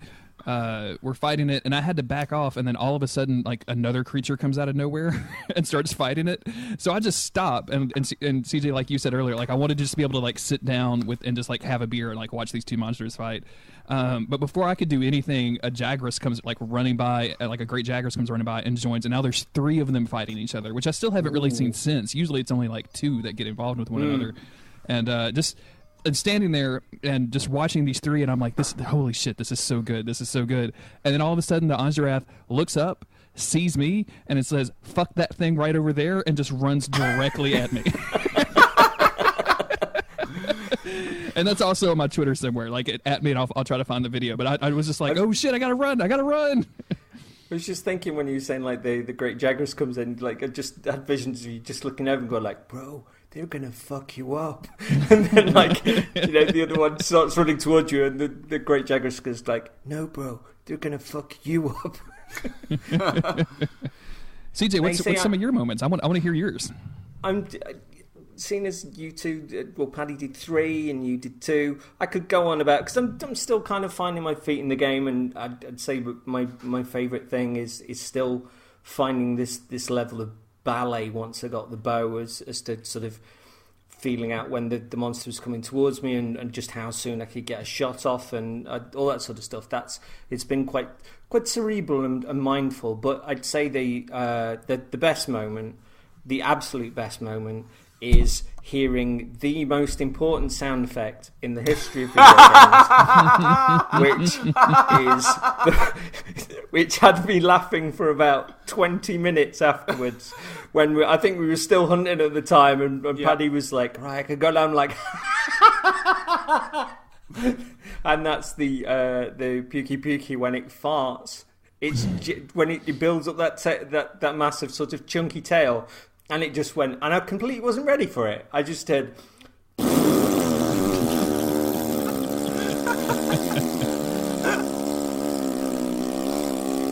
and it just kept going on. And the longer it went on, the more I was kind of like, and like my mouth was wide open, my eyes were wide, no noise was coming out, but dogs were rushing across the East Midlands towards me. I was just like, it was a proper Muttley laugh. Like you were, yeah. It was just wonderful, and I still giggle every time it happens. Every time I see sort of the Pukey Pukey like build up its tail like that, I'm like, go on. See, I'm really disappointed because I've done some SOS missions with the Pukey Pukey because I needed its tail, and just it wasn't doing it. I'm like, fart. It's Go the eat most some important berries and sound fart. effect in the history of video games. And I'd stand by that absolutely. Do you think the only way that could be improved is while it's doing it, you're rolling around going, wah. Everything is improved when you're wearing a duck mask, and that duck's mask is the duck's mouth open, your head in the middle of the mouth, and every time you roll, it's just. It's just it was genius. It was just the best thing. And like I had my TV down, so I didn't quite get the full experience of this. Like, because you're laughing, I heard it a bit and it was funny. I was like, oh, was it that funny? And then I went back and did it again later on myself, and yeah, it was that funny. Like, what a sound effect! Like, it's even the fact that I'm pretty good now at trying to like use my slinger, and like if enemy kind of goes up on a tree, or like if the Pukey Pukey flies up to eat, I'm really good at shooting him down. Like, I'll stop him from powering up his attack. But like, nah, eat all the fruit you want. Come on. Eat those gassy plums. Go on, get them down, yeah. Go on. Better out than in. Chuck them beans down your gob. Go on, lad. This is like words from an English porno. Get them gassy beans down. Yeah, this podcast turned into My Dad Wrote a Porno all of a sudden. I don't know if you guys have ever heard that, but it's very weird and very much like a dinosaur farting all over you, I think. It's turning into a bit of a Chuck Tingle, isn't it? Pounded in the butt by a plum-eating dinosaur. And on that note, let's go to feedback. Speaking of that, I saw the best Chuck Tingle book title the other day. It was, "There is a Bitcoin in my butt and he is handsome." I thought it was going to be, "There's a Bitcoin in my butt and it's going down." It's just so, because it got nice at the end. Like, he's handsome. Like, ah. And with that, let's go to feedback. Do you want a music sting there, or? No, I just thought I'd emphasise it so I could get you. I could maybe like put some echo on the word feedback. No. I might do it anyway. I like how Patty's still pretending that he's going to edit this episode. Yeah, you're editing it, Jeremy. You make it work. I'm making notes. I've got markers. This is going to be the best edited episode of Twin Humanities ever. I'm really excited. What was that first word? Notes. Notes. Yes. Node. Notes. Did you say nerd? Nerds. I'm sorry, listeners. Let's go to feedback.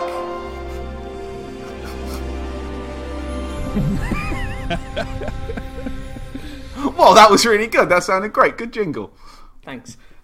So I put out a tweet a number of times. We're recording another Monster Hunter World episode as the Huge Monster Teeth. Oh, fuck. Nope. No, that's fine. That's just about as cohesive as we are. As the Huge Monster Teeth continues, and want to know your thoughts on the opening week. Weapon of choice, favourite adventure, monster, everything. Blah, blah, blah. Let us know. Let me see.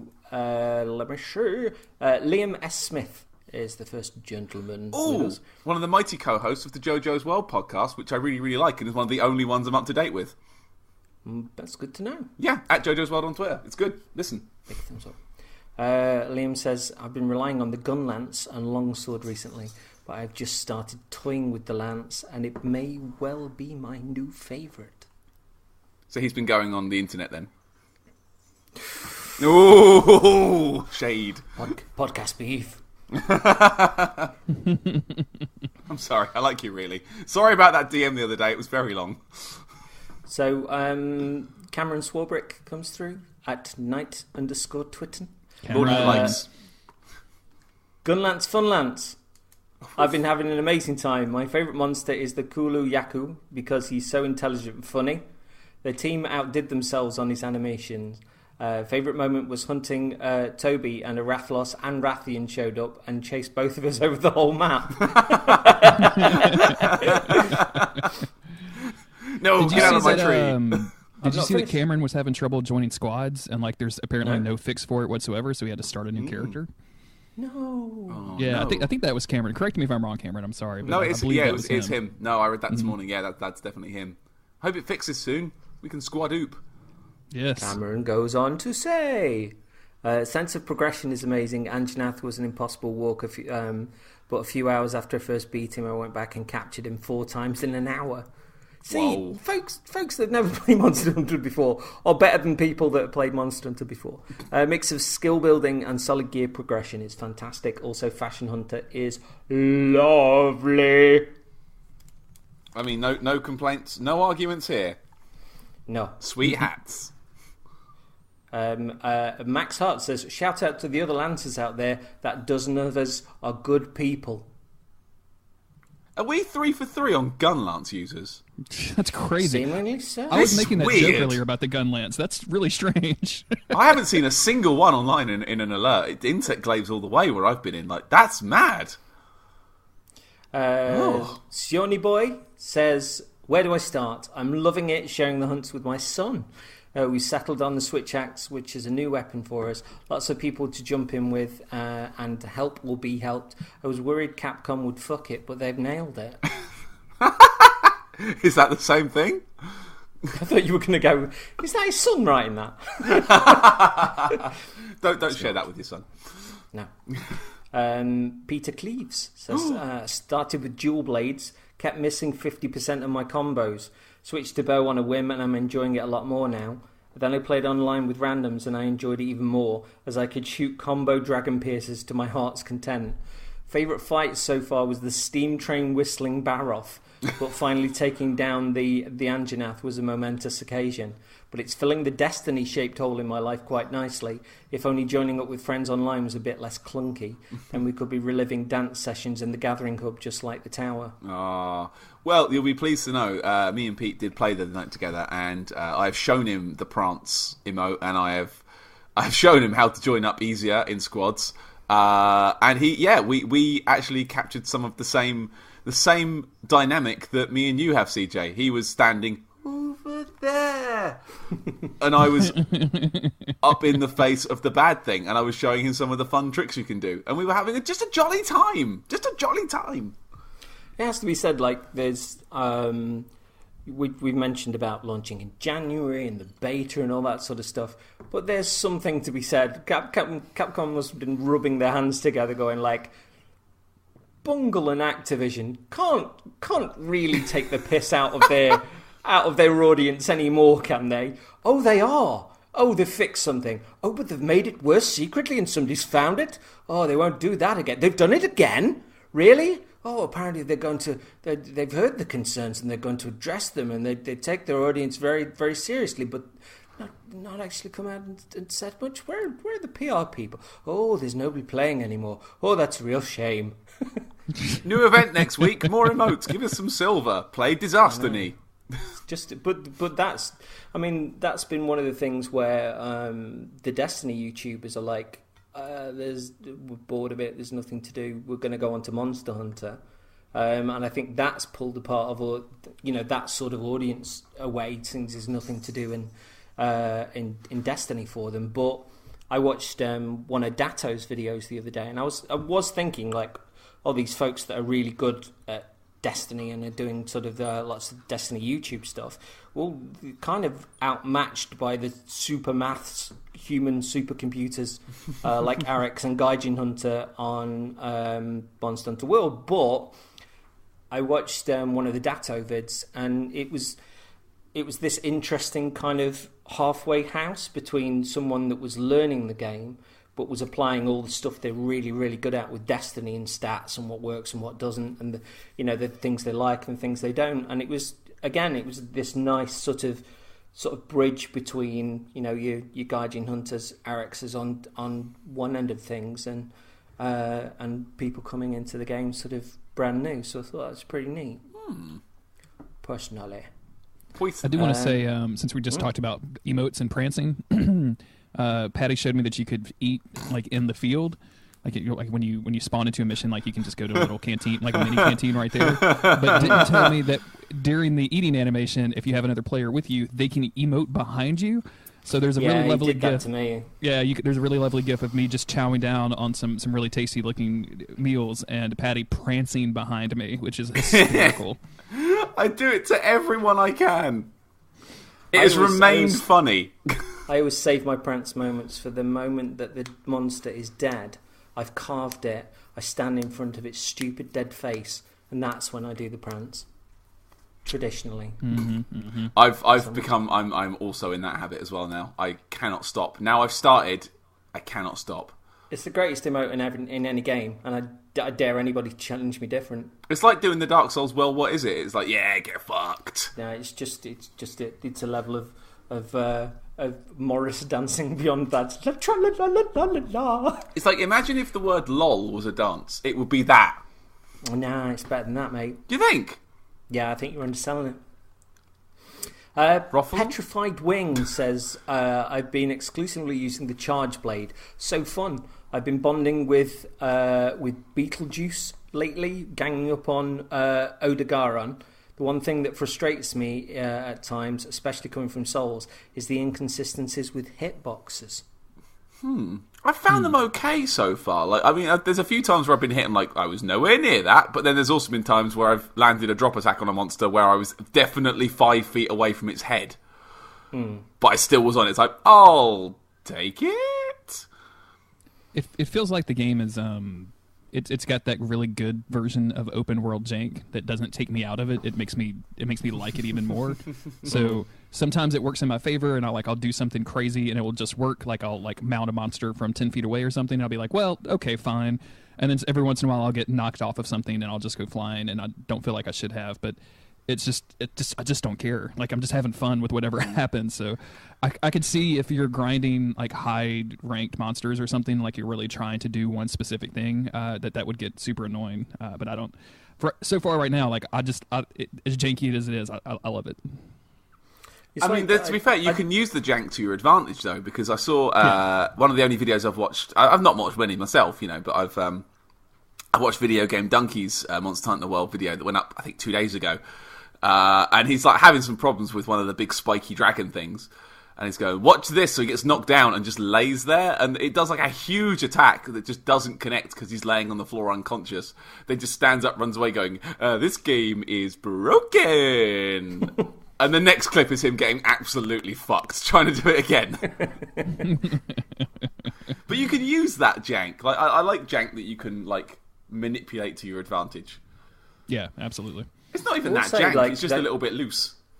Yeah. The way that they can sort of on the other side of things, play with tone like wonderfully, and for things still to be scary and yet still be sort of massively bright. Like, I was really nervous wandering through the coral, just going like, oh my god, this looks amazing, but still really sort of, taking each footstep and going like, I don't really know my way around here. And then just, oh look, there's a fashionable bat that swallowed a donut. And it's like, I'm scared of it. How is this possible? But yes, I love the coral. It's very pretty. So pretty. It's gorgeous. Yeah, when I found that area, I was on the mic with Paddy and just was like, oh my god, this is so pretty. What happened? Where oh am I? that hour that we couldn't co-op because the story didn't let us. Yeah, we picked the worst time to co-op. It was miserable. I was right in the middle of like a bunch of story stuff and had to like get through it so we could do anything. It was bad. Let me see. Pete Lawson says, I'm using the blooming greatsword and hankering after the pukey Say hat. it properly. I'm using the blooming greatsword. I think you just said it with a level of aplomb that Jeremy and I can only admire from a distance while walking away and talking to each other, ignoring it. How dare they? I'm enjoying taking it easy and co-oping / expeditioning in the first 2 areas. I love palicos so much. Yesterday, my palico blancmange, which is both classy and pudding, met another palico, Patches no less, out in the field, and they became friends. They mewed to each other quite a lot and occasionally asked each other about their human companions. I quivered with joy. I've worked out how to do the big damage combos now, and I'm killing enemies much more quickly. I almost soloed the Anjanath, but he ran off and I got distracted by the Great Jagras, who is dear to my heart. I'm enjoying helping out SOS strangers. Is there a golden suit of armour so I can sunbro it up? I only got my copy a few days ago, so I don't know what I'm doing really, which is a fun feeling of freedom. More than any other game since Bloodborne, I catch myself thinking, why am I not just playing my game? When I'm doing stupid stuff like being at work or talking to people. You know this, Pad. Pad has sat at work miserable thinking about monsters. Yep. Do you know what sucks? I've been so... Like, this week, we had new tills coming on Monday. It's now Wednesday. We had new tills on Monday. It has been a very, very full-on week. I've had a lot to do at work. Every down second, I've been thinking about, like... What if I could pick up a Jagras by the tail and fling it at an Anjanath? Like, do you know, like, oh, I wonder if I could do that. Oh, that could be a good weapon. Like, every down second. And there's not been many of them, but every time I sit down, like, oh, yeah, I'm going to go fight that fucking electric ferret again tonight. I want to wear his hat. The thing is, when you do get a shitty customer and you can be like, you're an absolute twat, but maybe you make a nice pair of trousers. Just hearing the charge up noise in my head of the axe going chum, chum, chum, and then let go and sweet, sweet spin to win hammer goodness all up in their grill, and then I serve them and they leave the shop and I cry. The palicos talking to each other is really cute too. Like you mentioned, I picked up Ziggy when I was in the Wildspire waste. And I didn't even really note it because, I don't really pay attention to my palico very much. Like, they're just out there doing their thing. And I noticed they were kind of having a conversation in the corner. It was like, what does your Meowster use? I was like, oh, my Meowster uses a hammer. Like, oh, really? Does he use it a lot? He was like, oh, yeah, he uses it a lot. That's all he's used. And I was like, oh, my God, that's so true. That's accurate as shit. Oh, my God. You say, this is where I will highlight, like, the only podcast that I listen to day and day as soon as it comes out is 8-4-Play. And they've dialogued this game, and they did Monster Hunter 3 Ultimate, they did Monster Hunter 4, I believe, they did Dragon's Dogma, they did Nier Automata. They're absolutely fantastic. But I think they might have been brought in quite late on Monster Hunter World, because I remember them playing the beta and just going like, skid marks? Who named them skid marks? Honestly, skid marks. And like in the final game, it's like mud tracks, isn't it? And I was like, well played, 8-4, well played. I think skid marks is funny, yeah. But yeah, so the Palico stuff is brilliant. Like, the amount of cat puns it's heavenly. Perfect. Hey, do you know in my game, Jeremy's cat and my cat must be such good friends that I've sent Jeremy's cat off on an expedition to go find me stuff. Yes. Yeah, this happened to me too. I've sent Julius's Observers, they were called. Zombie Chocobo on Twitter. I sent his cat, and I sent Ziggy too. I sent Ziggy's somebody. I don't remember what it was called, but yeah, they went out to the world and they got me some material I'd never seen before. And when I took it to the smith, I could make a death mask. So that was legit.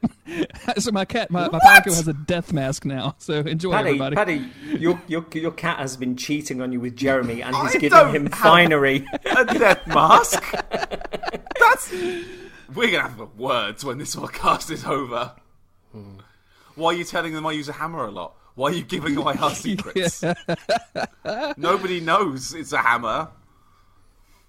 So, Morbid Beard says, been super busy and haven't had time to play, but my word, the systems, the combat, the sheer character this game has is killing me because all I want to do is go on adventures with my Palico, named Fluff Bucket, I might add.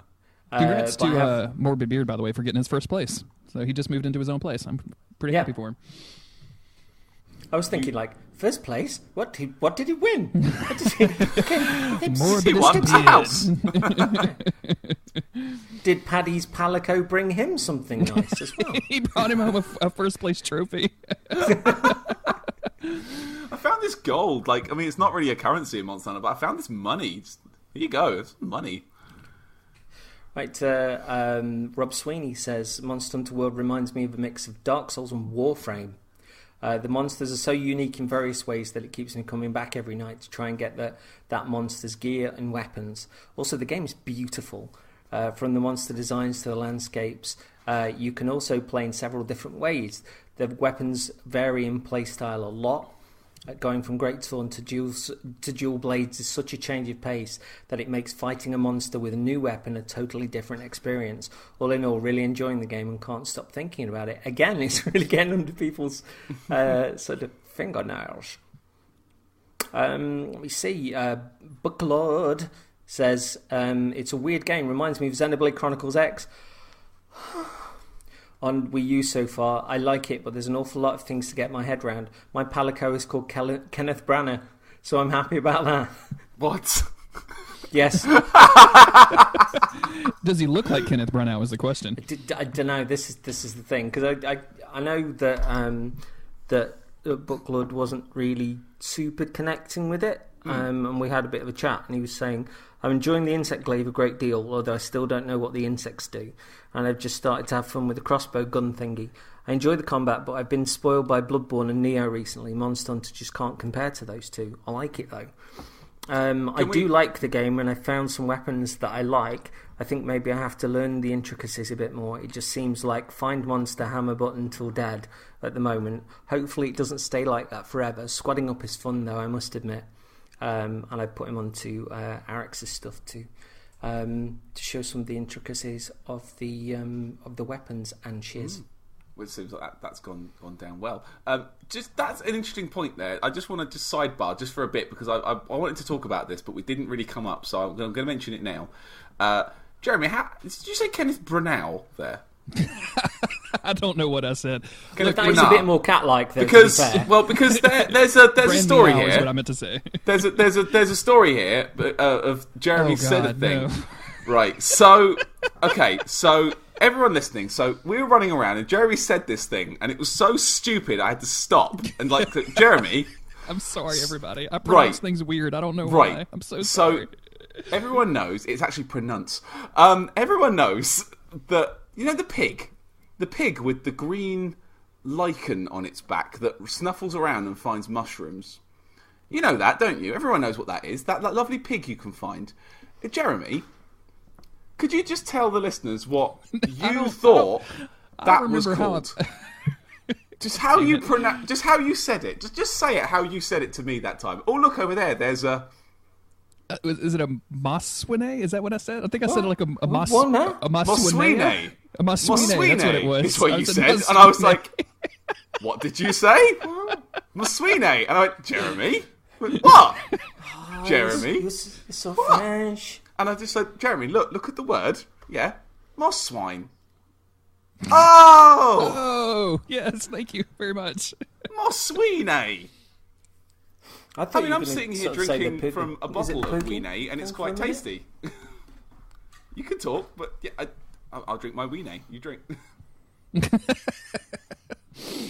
There's a couple more verses of that "Living It Up" in the New World Monster Hunter song and I actually included the Moss Wine in there because as a reference, so you would pick it up. I'm very happy that happened. It was one of my favourite moments of the whole day. Moswine, like it's French. Moswine. Waiters, more Moswine, please.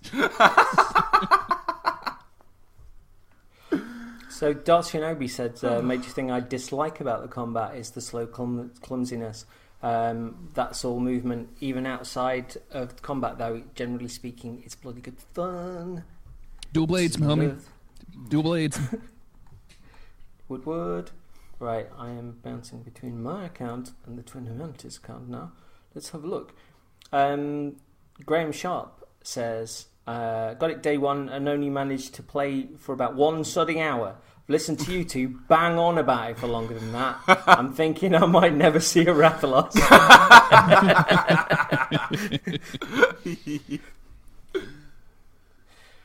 I like that the between sort of the name and the Twitter name, Graham Sharp is Graham Sharp at Graham Sharp 2. So Graham Sharp 2 is like a football score. Graham Sharp 2. Let me see. Non-denominational Mr. Winter says, he's sent an email. So, rah. Speaking of which, 5 chunky emails.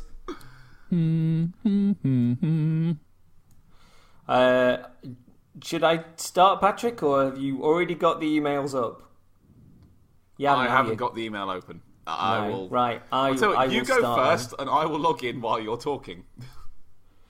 Okay. Password is Moswine. There we go. We're in. Right. Right. So, Mr. Raposti, this is the one that we're starting with. So, hey guys, a little over a week ago, I did something I haven't done in over a decade. I purchased the console game at launch. Prior to World, I'd only played about 2 minutes of a Monster Hunter demo on 3DS, but between your chat about it and the general hype among people I follow, this new iteration really got its hooks in me. Since launch, I've logged a frankly embarrassing number of hours prowling around and picking fights with the things I really ought to be treating with terrified deference.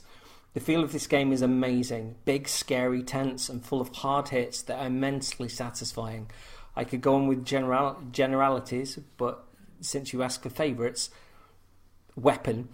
I love to zip around with dual blades, or a long sword, or get loud with the gun lance, but when shit needs to get done, it's all down to the bow. Yeah, bow boys, bow boys, bow boys.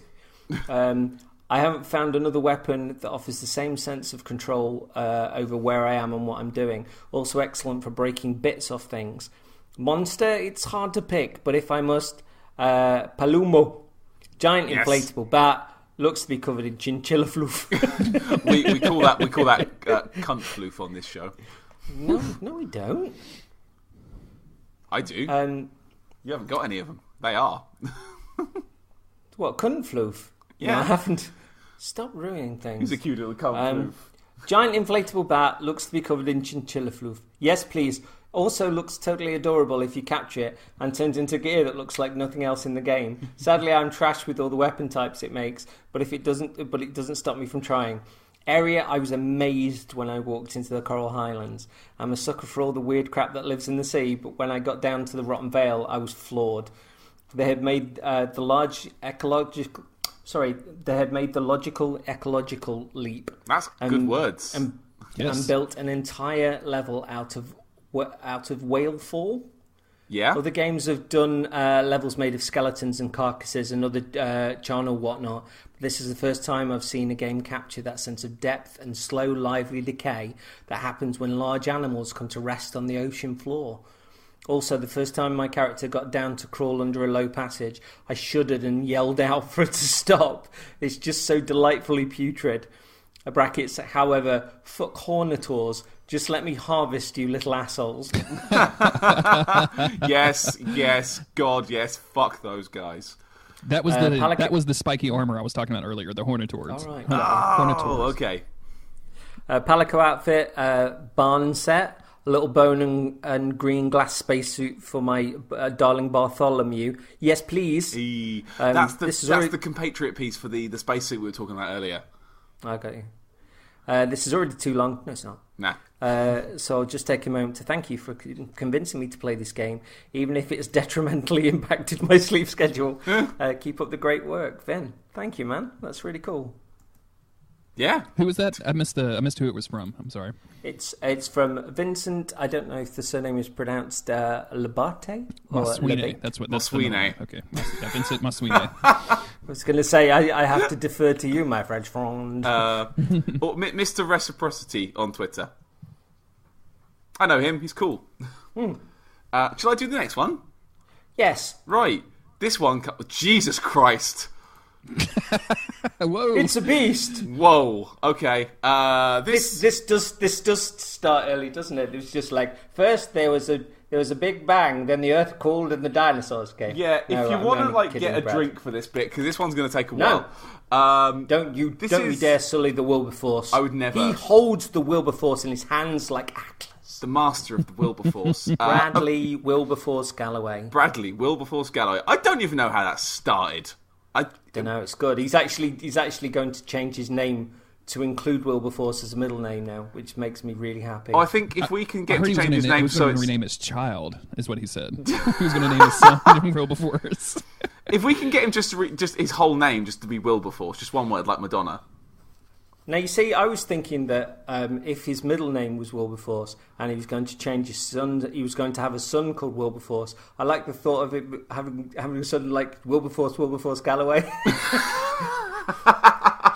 And then just going up behind him going out, ooh, Wilberforce. Right. Go on.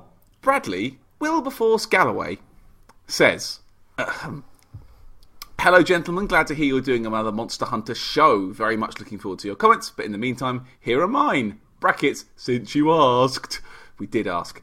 I did.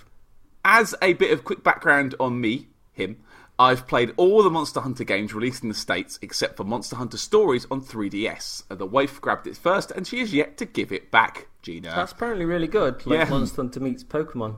Gina, let him have it. And across all those titles, I've got north of 1,500 hours, all's told. God damn. Just let that number breathe for a second. That's the power of the Wilberforce right there. Right, so it's safe to say I'm pretty well invested in the series. As if that wasn't enough, all of the shirts, hats, keychains, and the small army of monster statues gracing my walls would probably give it away. I'm a fan. So... Monster Hunter World. I know you said 3D World then. Monster Hunter World. Although I enjoyed Monster Hunter 4 Ultimate on 3DS and put a good amount of time into it, there's no question this series was never meant to be on 3DS. Not only was the hardware simply not designed for it to, in a control sense, it didn't have the horsepower to run it properly either. I couldn't help but feel that the series was not living up to its potential. And when Monster Hunter Generations came out, I fell off pretty quickly. After about 20 or 30 hours, I'd had enough. And I put it on the shelf and moved on. Still in love with the series, but ready for the next step forwards. As I'm sure you might imagine, my wishes have been granted with World. The series is finally back on a proper console with enough juice to handle it. We've got proper controllers, we've got proper online, and the developers have taken serious steps towards advancing the series while also keeping the good things that make it what it was. And just as a bit of background from an old-timer, we should remember that Monster Hunter was originally a console and TV game that launched on PS2. We also had an excellent console installment with Monster Hunter 3 Ultimate on Wii U. There are a certain segment of fans, that's in quotes, out there who seem very salty now that Monster Hunter is now on a home console as opposed to Switch, but that attitude simply ignores the history of the series. It's never been a handheld-only title, so a return to console is not only welcome, but long overdue. Interesting point, I like that. Although Monster Hunter World is still classic Monster Hunter despite all the upgrades, there's no denying that the quality of life improvements are significant. Things like automatically combining items that are frequently used, shortening lengthy animations when gathering items, adding hugely useful and filterable information on the world map about where to find things, and the addition of scout flies has gotten rid of instances where the player would spend 20 minutes running around the map unable to find a monster. The list of fixes goes on and on. Wow, just like thinking about it with like none of that stuff there, that sounds like it sucked. Yeah. Brian Wade told me that you couldn't harvest while you were running in previous games. Like you had to stop and do something, and I'm like, no. All I do when I'm chasing monsters is like wheel out of my way a little bit to pick up, the fire herb or herbs or whatever, like some lightning bug or whatever. Real life, motherfucker. If you're stopping to pick up honey, you can't go, thank you very much, bye. Are you saying you don't grab a handful of honey as you're running past a bee's nest? Because I've never stopped for honey. That is fast food. That is McDonald's. This is That's why like you have no nerves in your hands. Well, you have to stay running or else the bees will get you. That's why you run. Okay. Bradley continues. The weapons have also seen huge improvements. I've been a great sword man for my entire Monster Hunter career, but decided to go back to the heavy bowgun, which I've dabbled with on and off over the years. I was shocked to see how improved it was, so decided to switch my main after all this time, and have been quite happy with it so far. Other weapons seem similarly improved, so while it was a bit disappointing to see the game did not launch with a brand new weapon, what we did get was better in every respect. While I'm quite happy with the 40 hours I've spent so far, that's not to say there aren't things yet to improve. The biggest thing is that it's quite frustrating going through the story mode with the wife because there are so many roadblocks. Yep. Basically, one person can't join the other until they've both seen any cutscenes at play. That's crazy. So it forces one person to sit around and twiddle thumbs until the game allows cooperation. A nonsensical choice! There's an oddness grouping up with friends. I often find myself separated from the group after a hunt for no real reason, so that's clearly something that needs to be worked out. I also have to say I'm not the biggest fan of the current art style. It seems a bit too westernised for me, and with fashion being such a huge part of the game, many of the armour sets leave me fairly cold. As I was telling a friend the other day, when I kill a monster in this game, I want to wear its head on my head. Spot on, mate. Christ. Not some trifling little beret cocked to the side with a bit of fur on top. Disagree hard. Sorry, Brad. No. Disagree hard. I love a little beret. Some sets are nice, of course, but there are far fewer standouts to my eye. It all comes off as a bit too subdued and medieval European. Also, demerits awarded for the Jake Dragorous looking like a jucking fucking yellow garbage bag with a piss bucket for a helmet. Say what you mean, Brad. Don't candy coat. I'm guessing many players will make that set as soon as they can, since it's the first big beast they encounter, and it looks like pure ass. Or arse, as the case may be. Well, the girl set's quite good. It's got like a nice little peaked cap and some floppy ears. Like, I don't know. I don't know, like the equivalent of the of that creature in Monster Hunter 3 was something like the Aptonath, and like it was like this big massive sort of creature that you did it was like yellow and it did the rolls like the Great Jaguaress, and like when you got its armor, it was basically like you were wearing a massive puffer jacket. Which was just fantastic, but like a football manager jacket, so it went like down past your knees when it got like a big furry collar and stuff. It was ace. Oh, see, that sounds kind of fun. Okay, last bit from Brad. Here we go. Those things aside, I'm quite happy with this new instalment. I'm very pleased Capcom has finally taken strides towards modernising the series and opening up to a wide array of players. I've long said this game never found the audience it deserved. While it still has a way to go towards that end, Monster Hunter World is an earnest effort towards shaking things up, honestly re-evaluating the formula and getting new people in. Yes. The more the merrier, I say, and I'm happy to see so many newcomers jumping in and bringing fashion-fueled death to Capcom's primordial world. Then at the end, in brackets, I'm still playing Warframe, by the way. Pray for me. So am I, mate. So am I. Jesus, I need to go and get a new throat. That was a lot. Thanks, Brad. That was like a Game Critics article that you just emailed to us, so thanks for that. I want to give prolific. a shout out to his, I think it was like not top, but like 11 tips for beginners, because I had read some like 10 articles for beginners that was stuff like combine herbs with honey to get mega potions or whatever, that like was real basic stuff. But Brad's was actually like some really, really like helpful things to do. So if you can go hit that up on Game Critics, go do that. Yeah, his Warframe one was pretty chunky as well, and got noticed by the Warframe people. That's the power of the Wilberforce. It's the power of the Wilberforce. Let me see. Nicholas Nyholm says, "Hey, Paddy and CJ. Hi. I'm also one of the first-time Monster Hunters, and I have to say this game has completely hooked me. I usually play a variety of games on a daily basis, but I haven't played anything since it came out. I haven't played anything else, since it came out. I've been using the big fuck-off hammer Big and the bow boys! mostly. Big Oh my god, boys! if he's using the hammer and the bow, essentially he is twin humanities. Welcome. He's channeling the twins. Yeah. We're fused. A bit intimidated by the charge blades and gun lancers, etc. I'm having a wonderful time just learning the movesets as I go along. And I made it a point not to look up any guides on weapons, just so I can feel like I'm getting better on my own merits. And suddenly he's become Jeremy Greer. Apart from the charge blades thing. Should we just pass over to Nicholas? He can probably do this podcast by himself at this point. Yeah. Favourite things so far has to be having my buddy launch me with a great sword uppercut into a monster's back and mounting it. Mounting is rad. That sounds amazing. I know. We're doing that tomorrow. Happy hunting, Nick. Well played, mate. Well played. Thanks, Nick. Oh, I didn't know you could do that shit. That's great. I did not either. Yeah, that makes it make way more sense that they left in like this kind of interaction between you and other players. If you can make them do stuff like that, then I am interested in like. I want to see I want to make a bunch of videos of us just like doing random stuff, like throwing each other off of a cliff onto a dragon and then flying off or something. Like that sounds just incredibly cool. Wait, are you doing like those YouTube basketball videos where they like shoot the basketball from 8 miles away and it somehow ends up in the net and it takes 27 hours and 1,000 takes to get it to work? But you're like, I did it in one. Speaking of basketball, I do like those be the ball moments with.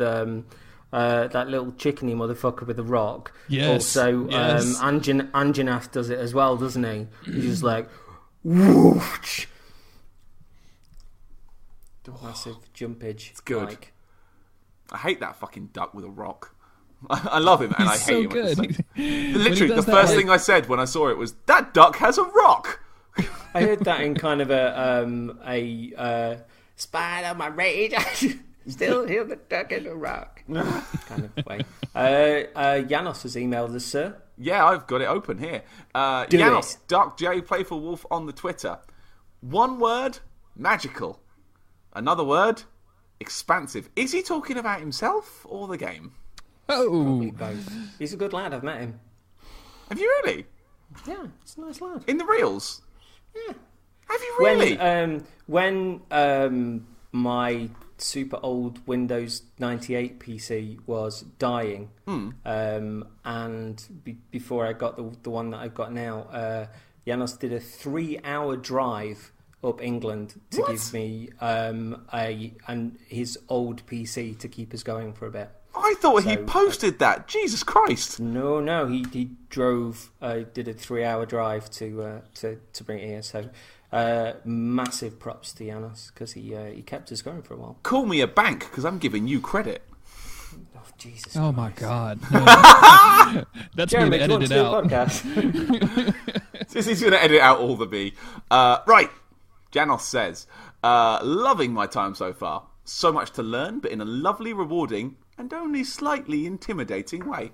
Sticking with the trusty sword and shield for now, a nod to my soul's roots, but have played around with several weapons and am floored by how much depth and variety is packed in. Best moment so far was encountering Anjanath for the first time, having the handler shout, "That monster's too tough for you!" Trying it anyway and immediately getting eaten. We have unfinished business. That is my story. There you go. It's everyone. Have enjoyed following along with your journey as things pop up on Twitter. Big hugs to you both from Jay. Oh, hug back. Bless you. Side note, have you got any recommended follows for first timers? I'm going to defer to you, CJ, because I don't follow anyone Monster Hunter-y. I just look at your retweets. Gaijin Hunter. I would recommend you follow Coffee Jesus on Twitter because he has great retweets. Gaijin Hunter and Arex, I will drop you a Twitter with a few of those bits in there. Plus, I'm going to give. Oh, dear God, of course, Gadget Girl Kyla. He's amazing. Oh yeah, who is ploughing away, even though she appears to have been super screwed by YouTube, and it's to her credit that she's absolutely in her element with this game, doing what she does best, and being so wonderful with people on stream and stuff. Ladies goddess. I will give a tip out to the Carve podcast, who are very light-hearted and very good fun, very listenable. I've been listening to them as I've been playing some of those SOS machines and stuff. Have a look at Skill Up's video on YouTube with his Monster Hunter review. It's 50 minutes long, and it's absolutely superb. Very good indeed. And I don't know if there's anyone I've missed out of that, but those are the ones on top of my head. Yes. I started. I mean, really, this whole podcast was just an advert for following me and Jeremy on Twitter for our dunk videos that we do. 100%, absolutely, yes. I'm just begging to. That's the only reason I do podcasts is to get Twitter followers. I'm just trying to get my social cred up. Look, I've done some shenanigans. I started listening to that Carve podcast at your recommendation, CJ, and those two dudes seem like they're good dudes, and they seem like they're genuinely enthusiastic about the game. But I thought it was really funny that they had, as somebody who does a lot of podcasts and gets made fun of for doing a lot of podcasts, they had 30 episodes of a podcast about a game that had not come out yet. And I'm just going to give them a little bit of shit about that. Like, that was hilarious to me. I didn't listen to them. I started at episode 31 after the game came out, but I just thought that was hilarious. Were they not talking about another Monster Hunter before that? Looking through like the RSS feed, it was like the E3 news or like the recent development update. I think they were just actually covering the game, which is totally fine. The concept of having it is it's just funny when you say it out loud. I don't want to take anything away from those guys because they seemed real nice. So I wait for your next podcast when it's talking about an upcoming From game or something. We're just like, hey, there's been an advert in the magazine. I thought about it when I was on the toilet. I'm so queued up with Don't Give Up Skeleton. Like, the remaster conversations don't start happening until like April, so don't even worry about it. I'm so far behind. Let me see. Samuel Mills says, hello. Hope all is well in your world. I'm responding to your tweet about Monster Hunter and how I'm liking it, what weapons I'm using, etc. I'm enjoying the game a lot more than I thought I would. I'll admit it's a bit intimidating to play solo, but so far I'm having a really good time slaying monsters with a couple of my pals. I'm using two variations of the insect glaive, the blooming glaive for poison damage, and the pulsar. What? Blooming glaive. Blooming glaive. Blooming glaive. Blooming glaive. Blooming glaive. Blooming glaive. For poison damage, and the pulsar rod for thunder damage. Yeah, baby. That's sexy name for a weapon. It is. Pulsar I'm loving the moveset. I'm loving the moveset it gives me. My favourite fight so far is probably the Anjanath fight. Got one-shotted by fire breath several times by the big lug, but it was oh so satisfying when he finally fell. Sorry if this was too long. Thanks for the good work. Love you guys. Not too long at all. There is no concern about the longness based on the last couple we did. I was going to say, I thought you were quoting your wife then. Oh! Right, that is it as far as I can tell. Oh wait, I have one. If you don't mind. It. This is from the Duckfeed Slack. This is from. Oh my god, you really asked your peeps. Oh yeah, absolutely. Yeah, there's a whole channel dedicated to monster hunting in the Duckfeed Slack. So I made sure to ask questions there and to retweet that a bunch of times because I wanted to get you guys some feedback. Not that you needed my help at all. There's a ton of it. But Weird Autumn, not to be confused with just Normal Autumn, which I'm married to, but Weird Autumn says... And, yeah, normal Autumn, the one that's saying, like, that cat's got nipples. That cat has tits. Thank you for that distinction. Weird Autumn says, and this is a long one, so settle in, Monster Hunter, good. Yeah. So I think we can all agree with that. Yeah, I agree. Yeah, good point, Ray. That's really good. I agree. Is that your only piece? That was it. Yeah, that was all. Wow. Okay. The good build-up. And on that bombshell. Thank you very much for joining us, Mr. Jeremy Greer. Where can people find you, and what do you do when you're not talking to us and writing songs? I'm thinking about finagling my way back onto the Twin Humanities podcast if I'm not on the Twin Humanities podcast. That's generally what I'm trying to do. You are on all podcasts, aren't you? You can find me at JG Greer. I do a bunch of podcasts. Yes, Baddy. I do Don't Give Up Skeleton, which listeners of Twin Humanities will probably be interested in because it's a Dark Souls podcast. They've probably been on it, to be fair. Yeah, well, probably so. Most listeners have probably been on it. I'm up to about 120 episodes now. This will probably come out this week. You guys think this will come out soon? Yeah, 100%. Tomorrow. Okay. If this comes out, okay. So if you're listening to this, the week it comes out on Friday, I have a special Don't Give Up Skeleton with one Santa Disque from YouTube. He's been cool. Yeah. I like his stuff a lot. Yeah, one of the many people that have been doing Bloodborne cut content and things like that. So got an opportunity to sit down with him and spend about an hour or so talking about kind of his start, how he got into doing cut content stuff, and like how he plays the games with all of that stuff in mind. And it's a really interesting conversation. He's a really, really cool dude. So go check that out. All of them are good. Patty's been on it. CJ's been on it. A bunch of Twin Humanities listeners have been on it. So go check that out. There was also a guest on Twin Humanities, Chris Mosier. I do a podcast with him called Monster of the Week. If you like to talk about hunks, and you like your hunks to kill demons and ghosts, we were doing a podcast on the TV show Supernatural, and it is great. And we have a lot of fun doing it, and you should go check it out at monsteroftheweek.cool. What? Hurrah. Was that .cool? Yeah, you didn't know that? Monsteroftheweek.cool I didn't is know that. It was dangerously close to being monsteroftheweek.limo because you can apparently buy a .limo TLD now. Did you know that? I had no idea until we were looking up domain names. So yeah, monsteroftheweek.cool. And I do Days of Future Cast too. If you like X-Men, me and Gary Butterfield from Bonfireside Chat we talk about the X-Men animated series. We're about to finish up the animated series, and we have new stuff in mind. So you might want to go check that out. Ooh. Intriguing. I'm intrigued. I am also. I have an idea for what I hope that would be, but we'll talk about that at the end. Thank you so much for letting me guest and talk about Monster Hunter World. This is my new favorite video game, and I'm having so much fun with it. So the chance to talk about it with you two is so fantastic, and I really, really appreciate it. Thank you, man, and thank you for getting involved in my mischief for the start of this episode, because if anything has been shared with the people with the WoompTube episode, there is nothing better than leading Pad astray when he has no idea what's going on. It's such a good moment when Pad has no clue what you're doing to him. I love it every time it happens. Am I going to have to add music in?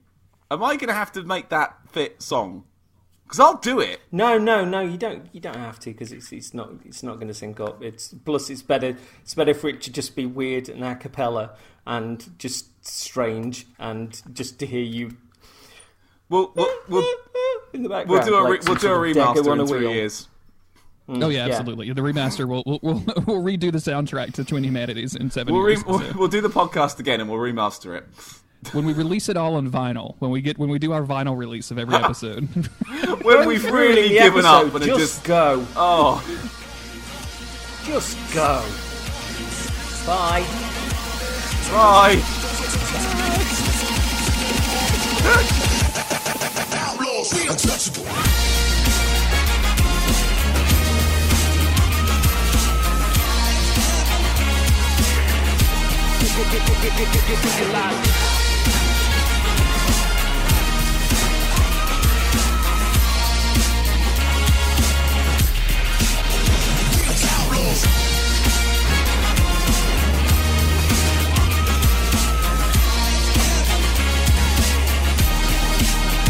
Get